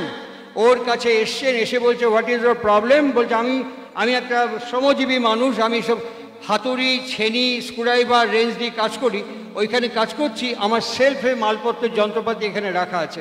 আমি যখন ওখানে কাজ করতে গেলাম, একটা দরকার এখানে আনতে গেলাম, ভুলে গেলাম কি আনতে এসছি। আবার যখন পেলাম, মনে করে পেলাম, যখন গেলাম কি কাজ করছিলাম, কতটুকু করছিলাম ভুলে গেছি। This is my problem. কি প্রেসক্রিপশন করলো প্যাডে জানেন? বললো first half and second half, এই দুটো হাফে স্ট্রেট মেরুদণ্ড সোজা করে দুটো হাত এরকম করে করে আপনি হাতে তালি দিয়ে কিছুক্ষণ কীর্তন করবেন। আমার ভাষায় বলছি, কীর্তন করবেন। তারপরে সেকেন্ড হাফে দাঁড়িয়ে লাফিয়ে লাফিয়ে কিছুক্ষণ কীর্তন করবেন। রিপোর্ট আফটার ফরটনাইট, 15 দিন বাদে রিপোর্ট করবেন। 15 দিন বাদে যখন উনি এসছেন, তখন জিজ্ঞেস করছেন কেমন ফিল করছেন। বলে আগের থেকে অনেক বেটার। সমস্ত চিকিৎসক মহল একত্রিতভাবে ওকে বলছে, এটা কি প্রেসক্রিপশন করলেন আপনি? একটা ডক্টর হিসেবে এটা আপনি কি লিখলেন? উনি বলছেন আমি ঠিকই লিখেছি। আমরা যখন সিরাপ বা সাসপেনশন প্রেসক্রিপশন করি, তখন বোতলের গায়ে লেখা থাকে shake the bottle before use. এই সিরাপটা খাওয়ার আগে ভালো করে ঝাঁকিয়ে নেবেন। বলি আমার বাবা যখন আমাকে বাবার শরীর থেকে আমার মার শরীরে প্রেরণ করেছে, আমি ধীরে ধীরে 10 মাস 10 দিন পর মার শরীর থেকে ভূমিষ্ঠ হয়েছি, এই এত বড় হয়ে দাঁড়িয়ে আছি। আমি যদি আমাকেই জিজ্ঞাসা করি মর্নিং টিল নাইট, আমাকে কতবার ঝাঁকিয়েছি? কতবার? হ্যাঁ, ঝাঁকিয়েছি, অনেকবার ঝাঁকিয়েছি। এই যে ও টাকাও করেছে 2 নম্বরই পয়সা, এই যে ও চাকরি পেয়েছে, ঘুষ দিয়েছে, এই যে ও বাড়ি করেছে, চেরিংবাজি করেছে, এরকম করে ঝাঁকিয়েছি। আরে ও তো ভালো না, সংসার ভালো না, সুখ নেই, এরকম করে ঝাঁকিয়েছি, অনেকবার ঝাঁকিয়েছি। কারো প্রতিষ্ঠা ঈর্ষান্বিত হয়েছি, কারো নাম যশ খ্যাতিতে বুকের পাঁজরের তলে চিনচিন ব্যথা করেছে, কারো উন্নতি দেখলে পরে ঈর্ষা হয়েছে, হীনমন্যতা হয়েছে, এরকম ঝাঁকিয়েছি। কম ঝাঁকাইনি, অনেক ঝাঁকিয়েছি। কম ঝাঁকাইনি, অনেক ঝাঁকিয়েছি।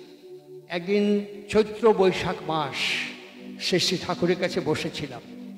ওখানে দেওঘরে ঘূর্ণিঝড় হতো, এখন হয় কিনা জানি না। হঠাৎ একটা বাতাস এরকম কিছু ঘুর পাকিয়ে যেত, এরকম গিয়েই ফুট করে উড়ে যেত উপরে। খড় পাতা কুটো সব ওর মধ্যে পাকে আবার কমে যেত। কিছুক্ষণের মধ্যে ঘূর্ণিঝড় হতো একটুখানি সময়ের জন্য। ঠাকুর একটা খোলা জায়গায় চৌকের ওপরে বসে আছে। হঠাৎ একজন লোক হেঁটে ঠাকুর প্রণাম করতে আসছে, ওরকম ঘূর্ণিঝড় হওয়াতে পট করে চোখের মধ্যে গিয়ে একটা কুটো পড়েছে। সে কুটোটা অনেক জলের ঝাপটা টাপটা দিয়েছে, এ করে যে বার করতে পারেনি।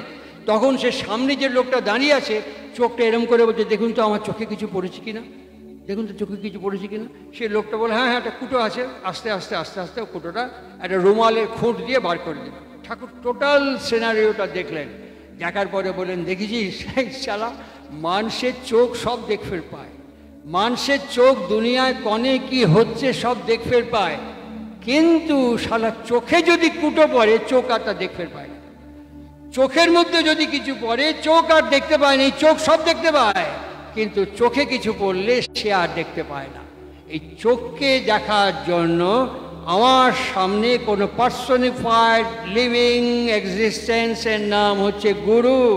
এই এমনতর একটি ব্যক্তির সান্নিধ্যে থেকে যখন তার নির্দেশাবলীকে আমি এক্সারসাইজ করব, তখন একটু একটু একটু একটু করে চোখকেও দেখতে পাবে।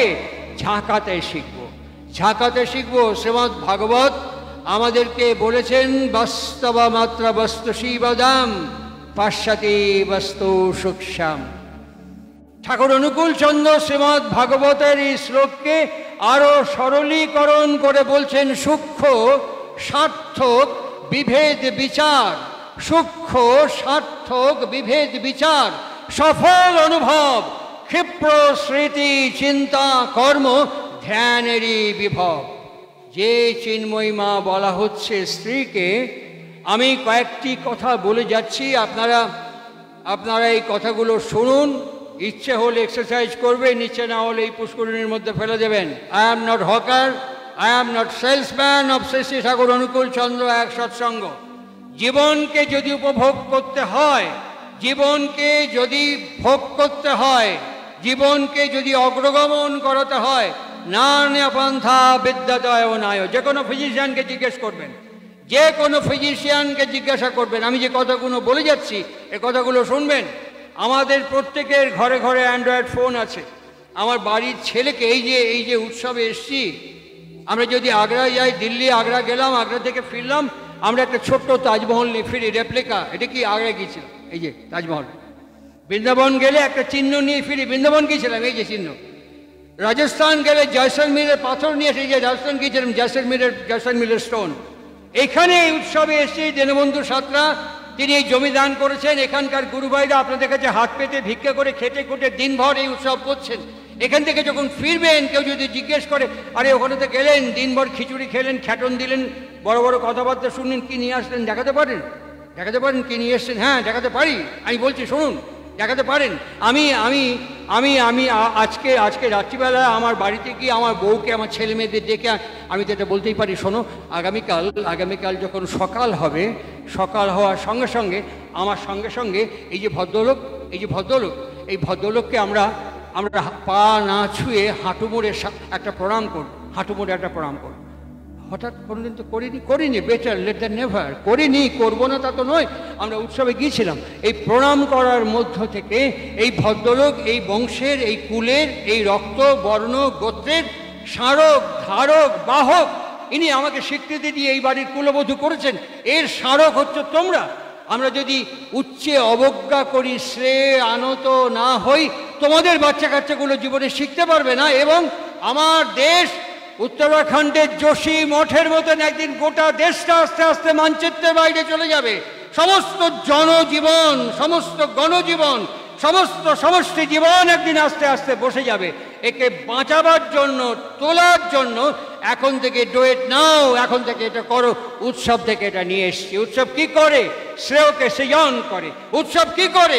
গণসংহতি সমাবেশকে সৃষ্টি করে। উৎসব কি করে? মহৎ জিনিসকে ইন্টিগ্রেট করে। আজকে এইটা আমি উৎসব থেকে নিয়ে এসছি, করো। নাম্বার 2, অ্যান্ড্রয়েড মোবাইল ছেলেকে দিয়ে বলুন 7 দিন সকালবেলা বাবা ঘুম থেকে উঠে যখন বিছানা থেকে মাটিতে পা যায়, ভিডিও রেকর্ড করো। যখন বাড়িতে ফিরে আসে ভিডিও রেকর্ড করে, মনিটর করো, এডিট করো। বাবা এই সময়কালের মধ্যে কখন কোন সময় কি কি জিনিস ব্যবহার করে, কি কি কাজ করে। বাবা যখন বাড়ি থেকে বিছানা থেকে মাটিতে পা দেবে, সঙ্গে সঙ্গে বাথরুমে গিয়ে বাবার ব্রাশ পেস্ট লাগিয়ে দাও, বাবার সাবান ঠিক করে দাও, বাবার টয়লেটে গেলে কি গামছা জামা কাপড় সব ঠিক করে দাও। যখন আমি কি করি আমাকে ভিডিও রেকর্ড করো। আমার কাজের মধ্যে তোমার সময় যতটুকু পাবো, ব্রেনকে বিজনেস দাও। তুমি সেখানে কিচেনে পৌঁছে গিয়ে অথবা ঘরে পৌঁছে গিয়ে আমাকে কখন কি প্রয়োজন এইটুকু পুত্র হিসেবে আমাকে পরিচর্যা করো। মোবাইলে 7 দিন রেকর্ড করবেন, দেখবেন সিনারিও বদলে গেছে, ফিজিক্যাল ফেনোমেনা বদলে গেছে, আনন্দ স্ফুরিত হচ্ছে। না বলিতে কাজ বুঝিয়া করে, সেই তো সেবক নাম। পুত্র কাকে বলে? ঠাকুর অনুকূল চন্দ্র পরিষ্কার ভাষায় বলছেন, আমার ছোট্টবেলায় আমার মা আমাকে যেমন করে পরিচর্যা করতেন, আমার বাবা আমাকে যেমন করে সংরক্ষণ করে উদ্বাহ করতেন, উদ্বর্ধন করতেন, বড় হয়ে আমি যদি মা জল দিত, আরে বাবা এই কাজটা করে দিত, আরে এটা যদি বলতে হয় চাকর করে দেবে। আজকাল আরবান কোম্পানি আছে, আরবান কোম্পানিতে ফোন করে বললে আমার এই লাগবে, ওদের প্রোগ্রাম দিয়ে দিলে পরে ওরা বাড়িতে এসে টাকা দিয়ে দিয়ে পরে সব কাজ করে দিয়ে চলে যাবে, সব কাজ করে দেবে আরবান কোম্পানি। এই জন্য আমার বিয়ে করার দরকার নেই, আমার ছেলেপুলের দরকার নেই। তাহলে পুত্র কাকে বলে? Nurture, nourishment, service. এই প্রত্যেকটা জিনিস বলার আগেই বুঝতে হবে, আর বুঝে বুঝে সেগুলো করতে হবে। যখন করবে পুত্রার্থে ক্রিয়ত ভার্যা, তখনই যথার্থ পুত্র পদবাচ্য হবে। ঠাকুরকে জিজ্ঞেস করা হলো, যদি এগুলো কেউ না করে তাহলে পুত্র তার সংজ্ঞাকে হারিয়ে ফেলবে। পরিষ্কার উত্তর, অনলি এ ভেজিটেবল এন্টিটি। সুতরাং আজকে উৎসব থেকে আমি এইটা নিয়ে যেতে পারি, আমি আগামীকাল আমার সংসারে এটাকে প্রয়োগ করতে পারি, প্রবর্তন করতে পারি। আর করলে পরে 3 মাস সময় আমি বলছি, আজ হচ্ছে 23শে জানুয়ারি, ফেব্রুয়ারি, মার্চ, এপ্রিল। 23শে এপ্রিল দাঁড়িপাল্লা ওজন করে দেখবেন, সন্ধে যেই হয়ে যাবে আমরা সারাদিন কাজ করার পর এরকম করে পা লম্বা করে ছড়িয়ে দিয়ে বলে টিভিটা খুললো, গাঁটছড়া, ধুলিকণা, আলতাফড়িং পরপর সব চলতে শুরু করে দিল। দেখুন কোনো ক্ষতি নেই, কোনো অসুবিধে নেই। ওর মধ্যে থেকে 5 মিনিট সময় বার করে নিন। 5 মিনিট সময় বার করে সাদা একটা চাদর মাথায় দিয়ে স্ট্রেট হয়ে বসে মোবাইলে অ্যালার্ম দিয়ে 5 মিনিট, যারা শ্রী শ্রী ঠাকুর অনুকূল চন্দ্রের শিষ্য তারা বীজনাম জপ করবেন, যারা অন্য কোনো গুরুদেবের শিষ্য গুরুদেবের বীজনাম করবেন। অমলেন্দু ওমের কথা বললেন, যারা কোনো নাম জপ দীক্ষা গ্রহণ করেনি তারা ওম জপ করবেন। 3 মাস করে দেখুন, আপনার সেলুলার ইলাস্টিসিটি বেড়ে যাবে, ক্যাভিটি বেড়ে যাবে। আর ঠাকুর বলছেন ধ্যানে মানুষকে কি করে, ধীর, স্থির এবং গ্রহণক্ষম, আমার রিসেপটিভ ক্যাপাবিলিটি বাড়তে শুরু করবে। 3 মাস পর আর আমাকে বলতে হবে না নাম করলে কি হয়, ধ্যান করলে কি হয়। শ্রী শ্রী ঠাকুরের সান্নিধ্য, সামীপ্য, সংসর্গের মধ্য দিয়ে এইগুলো আমি অ্যাচিভ করতে পারি। অ্যাচিভ করব কি করব না এটা আমার উপর নির্ভর করবে, যেহেতু আমার জীবন, আমার কর্ম, দুর্ভোগ, সম্ভোগ, উপভোগ সেটাও আমার সিদ্ধান্ত আমাকে গ্রহণ করতে হবে। সৎসঙ্গ উৎসব থেকে সমস্ত বিশ্ববাসীর জন্য আজকে 23 জানুয়ারি ভারত নির্মাণ যজ্ঞের অন্যতম সমিত, অন্যতম আহুতি, ভারত নির্মাণ যজ্ঞের দেশবন্ধু চিত্তরঞ্জন দাসের অন্যতম রাজনৈতিক শিষ্য নেতাজি সুভাষচন্দ্র বসুর শুভ জন্মদিন। কি বার্তা! নিভৃত অস্তিকায়নে ঠাকুরের সঙ্গে শেষ কথোপকথনটুকু শোনা গিয়েছিল। সুভাষচন্দ্র কংগ্রেসের সভাপতি হিসেবে পাবনা কংগ্রেস কনফারেন্সে যাওয়ার আগেই তিনি কংগ্রেস নেতৃবৃন্দকে বলেছিলেন, আমার বাবা মায়ের গুরুদেবকে আগে দর্শন করে প্রণাম করে তারপর সিরাজগঞ্জ কংগ্রেস কনফারেন্সে যাব। এবং সেইখানে গিয়ে তিনি সাষ্টাঙ্গ প্রণামের পর তার আগে ঠাকুর একটা চেয়ার দিয়েছিলেন, উনি চেয়ারটা সরিয়ে দিয়েছিলেন, দিয়ে মাটিতে বসে বলেছিলেন, আমার বাবা এবং মায়ের গুরু আপনি, আমি আপনার সামনে চেয়ারে বসতে পারি না। আজকে আমার ছেলেই সেদিনকে গিয়েছিলাম একটা জায়গায়, আমি বলছিলাম ইষ্টভীতি করার পরে মাকে বাবাকে রোজ প্রণাম করবেন, আর মা বাবাকে রোজ প্রণাম করে ইষ্টভীতির মতো পিতৃভীতি মাতৃভীতি দেবেন, এইসব কথা বলছিলাম কথার মধ্যে। হঠাৎ সৎসঙ্গ শেষ হয়ে গেছে, বসে কথা বলছি, হঠাৎ আমার সামনে যে ভদ্রলোকের সাথে কথা বলছি পকেটে টুমটুম করে বেজে উঠলো। উনি এরকম করে পকেট থেকে মোবাইলটা এরকম করে দেখে হাসলেন। আর হাসলেন কেন? বলে আপনার কথা শুনে আমার ছেলে আমাকে প্রণাম করলো। আমি ছেলে তো সামনে দাঁড়িয়ে আছে, এই তো আপনার ছেলে এখানে। বলে না, মোবাইলে মেসেজ করে প্রণাম দিল। আমি তার মানে নিচে হলে না কেন? বলে টাইট জিন্স পরেছে না, নিচে হলে এখানে ফেটে যাবে, পাছা বেরিয়ে যাবে, ওই জন্য মোবাইলে প্রণাম দিয়ে দিলাম। সুতরাং এইরকম একটি ক্ষেত্রে দাঁড়িয়ে এখনকার ছাত্র, এখনকার সন্তানের পুত্রের যে চেহারা, সুভাষচন্দ্রের একথা স্মরণ করতে হয়, ঠাকুর কি বেশি জিনিস দিয়েছেন, কি বাড়তে সুবিধা পেয়েছে। তিনি চেয়ারটা সরিয়ে দিয়ে বলেছিলেন, আপনি আমার বাবা এবং মায়ের গুরুদেব, আমি আপনার সামনে উচ্চ আসন সমান আসন গ্রহণ করতে পারি না। তিনি সাষ্টাঙ্গ প্রণাম করেছিলেন।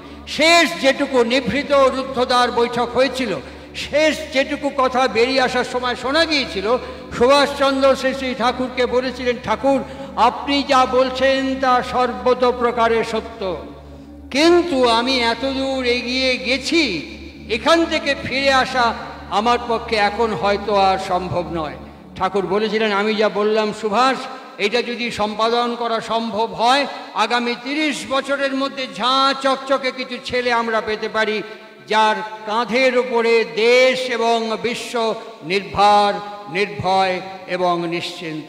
আমার উপসংহার পর্বে বলছি, কি বার্তা সৎসঙ্গ দিতে চায়, আর কি পরিস্থিতি এখন চলছে, যার এই কথা শোনার পর লম্বা কুকুরের মধ্যে একটা ঢেউ তুলে দিয়ে আমরা চলে যাবো, ছাড়ুন বা সব কথা, বড় বড় কথা ছেড়ে দিন, কোনো অসুবিধে নেই, কাউকে জোর জবরদস্তির ব্যাপার নেই। এখানে একটা গল্প বলি, মনে রাখবেন, আমি গেছি একটা বাড়িতে, ওই বাড়ি রিয়েলি, আমি বম্বে মালাবার হিলসে গিয়েছিলাম, যার বাড়িতে ওরকম বাড়ি আমি এখনো পর্যন্ত দেখিনি। যেমন তার বাড়ি, তেমন তার দেওয়াল, তেমন তার সোফা, তেমন তার কালার, তেমন তার মেঝে, সব কিছু ইউনিফায়ার, সব কিছু সমন্বিত। আমি ওই সোফাতে বললে এখানে বসুন, আমি সোফাতে এরকম করে বসেই প্রায় কোমর পর্যন্ত ভ্রুত করে ডুবে গেছি। ডুবে এরকম স্প্রিংয়ের মতন এরকম করে করে দুলতে দুলতে বললাম, বাপরে বাপ, ওরে বাপ, এত বড় দামি সোফায় বাপের জীবনেই প্রথম বসলাম, কোনোদিন এরকম সোফাতে আমি বসিনি। সঙ্গে সঙ্গে সেই বাড়ির যিনি গৃহিণী, অর্ধাঙ্গিনী, সহধর্মিনী, মনোবৃত্তানুসারিণী, গৃহলক্ষ্মী, কুলবধূ, তিনি কাপড়ের খুঁটটা এরকম করতে করতে বলুন, ভালো লেগেছে? আমি হ্যাঁ ভালো লেগেছে। আমি হ্যাঁ ভালো, মানে বাপের জীবনে প্রথম দেখলাম, ভালো লাগবে না? সব আমি একা একা করেছি। দেয়ালের রং আমি অসাধারণ, মেঝে আমি অপূর্ব, ফার্নিচারের তুলনা হয় না, বলার ভাষা নেই আমার, অপূর্ব। সব আমি একা একা করেছি, জানেন, সব একা একা করেছি। তাই নাকি? হ্যাঁ, শুধু এগুলো, এই সমস্ত মিস্ত্রিদের সাথে কমিউনিকেট করা, দুটো ছেলে আমার, দুটো ছেলেকে কোচিংয়ে নিয়ে যাওয়া, সাঁতারে নিয়ে যাওয়া, ছবি আঁকে নিয়ে যাওয়া, জিমে নিয়ে যাওয়া, পড়াশোনা করতে নিয়ে যাওয়া, কলেজে স্কুলে ছাড়া, সব আমি একা একা করেছি। জানেন, চাফি খাবেন? আমি কি খাবো? চাফি? আমি চাফি আবার কি? সে তো কোনোদিন শুনিনি। মানে চায়ের অর্ধেকটা, কফির অর্ধেকটা, দুটোকে চার ফি একসাথে করে চাফি। চাফি খাবেন? আমি বাপের জীবনে খাইনি, যদি দেন তো খেয়ে নেবো, অসুবিধা নেই কিচ্ছু। হ্যাঁ চাফি খাবো, তাহলে আনি। বলো ওইটুকু গিয়েই পেছনে ফিরল। আর কিছু বলবেন? না না, আপনি তার তো প্রশংসা করলেন, যার জন্য করলাম, যার জন্য করলাম, যার এখানে ঘুরপক খাচ্ছে না, মন পেলাম না। এরকম ব্যাক গিয়ারে এরকম করে দেখে বলো, মন পেলাম না। আমি চলে কিছু দূর গিয়ে থেমে বলো, চিনতে পারলো না, জানেন, প্রুত করে আঁচল দিয়ে চোখের কোলটা মুছে ফ্রেশ করে চলে গেল। তার 5 মিনিট বাদে ওর বর মানে স্বামী, সে ঢুকে আমার উল্টো দিকে সোফাতে ঠ্যাঙের ওপর ঠ্যাং এরম করে তুলে হাত দুটো পেছনে হেলান দিয়ে বলল, আমার নিন্দে করছিল বুঝি? আর না না, একদম না। আরে হ্যাঁ হ্যাঁ, এই বুঝলাম না, হ্যাঁ এগুলো সব বলেছে, এগুলো সব বলেছে। আচ্ছা আপনি মহাভারত দেখেছেন? বিআর চোপড়া? হ্যাঁ, দূরদর্শনে দেখেছি। আচ্ছা, মহাভারতে হস্তিনাপুর রাজসভায় যখন দুঃশাসন ফাড় করে দ্রৌপদীকে চরকির মতো ঘোরাচ্ছে, কাপড় টেনে নিচ্ছে, পেছন থেকে যদি শ্রীকৃষ্ণ সাপ্লাই না দিত কি হতো? আর সর্বনাশ হয়ে যেত, একেবারে সর্বনাশ। আমার বউ যে সকাল থেকে চরকির মতো ঘুরছে, এই করেছে এই করেছে সে করেছে বলে যাচ্ছে, আমি যদি সকাল থেকে এই সাপ্লাই না দিতাম, বউ চরকির মতো লাট্টুর মতো ঘুরতে পারতো? একদম না দাদা, চিনতে পারলো না, মন পেলাম না। হঠাৎ দেখে এই হাঁটুর ওপরে ওদের দুটো বাচ্চা এসে বসে, বাপের এখানে একটা চুপ করে চুমু খেলো, এখানে একটা চুপ করে চুমু খেয়ে বলছে, বাবা আমি ছেলে বুঝি? বলছে হ্যাঁ। কি নাম? বললো নাম, এর নাম হচ্ছে বুলেট, আর এর নাম হচ্ছে রকেট। জানি বাহ, বিউটিফুল। হ্যাঁ, একটা উড়বে একটা ফাটবে। যখন উড়বে আর ফাটবে তখন বুঝতে একটু অসুবিধা হবে না যে নামকরণের তাৎপর্য শেষে ঠাকুর অনুকূলচন্দ্র আমাদেরকে বলে দিয়েছেন। নামকরণ করার সঙ্গে সঙ্গে ঐতিহ্য, রক্ত, বর্ণ, বংশ, গোত্র, পিতৃপুরুষ, আমার বাপ, বড় বাপ, সব আমার নামের মধ্য দিয়ে, আমার আচরণ, চলন, চরিত্রের মধ্য দিয়ে চিত্রিত হতে হতে এক চালচিত্র তৈরি করবে। আমরা বুঝতে পারিনি।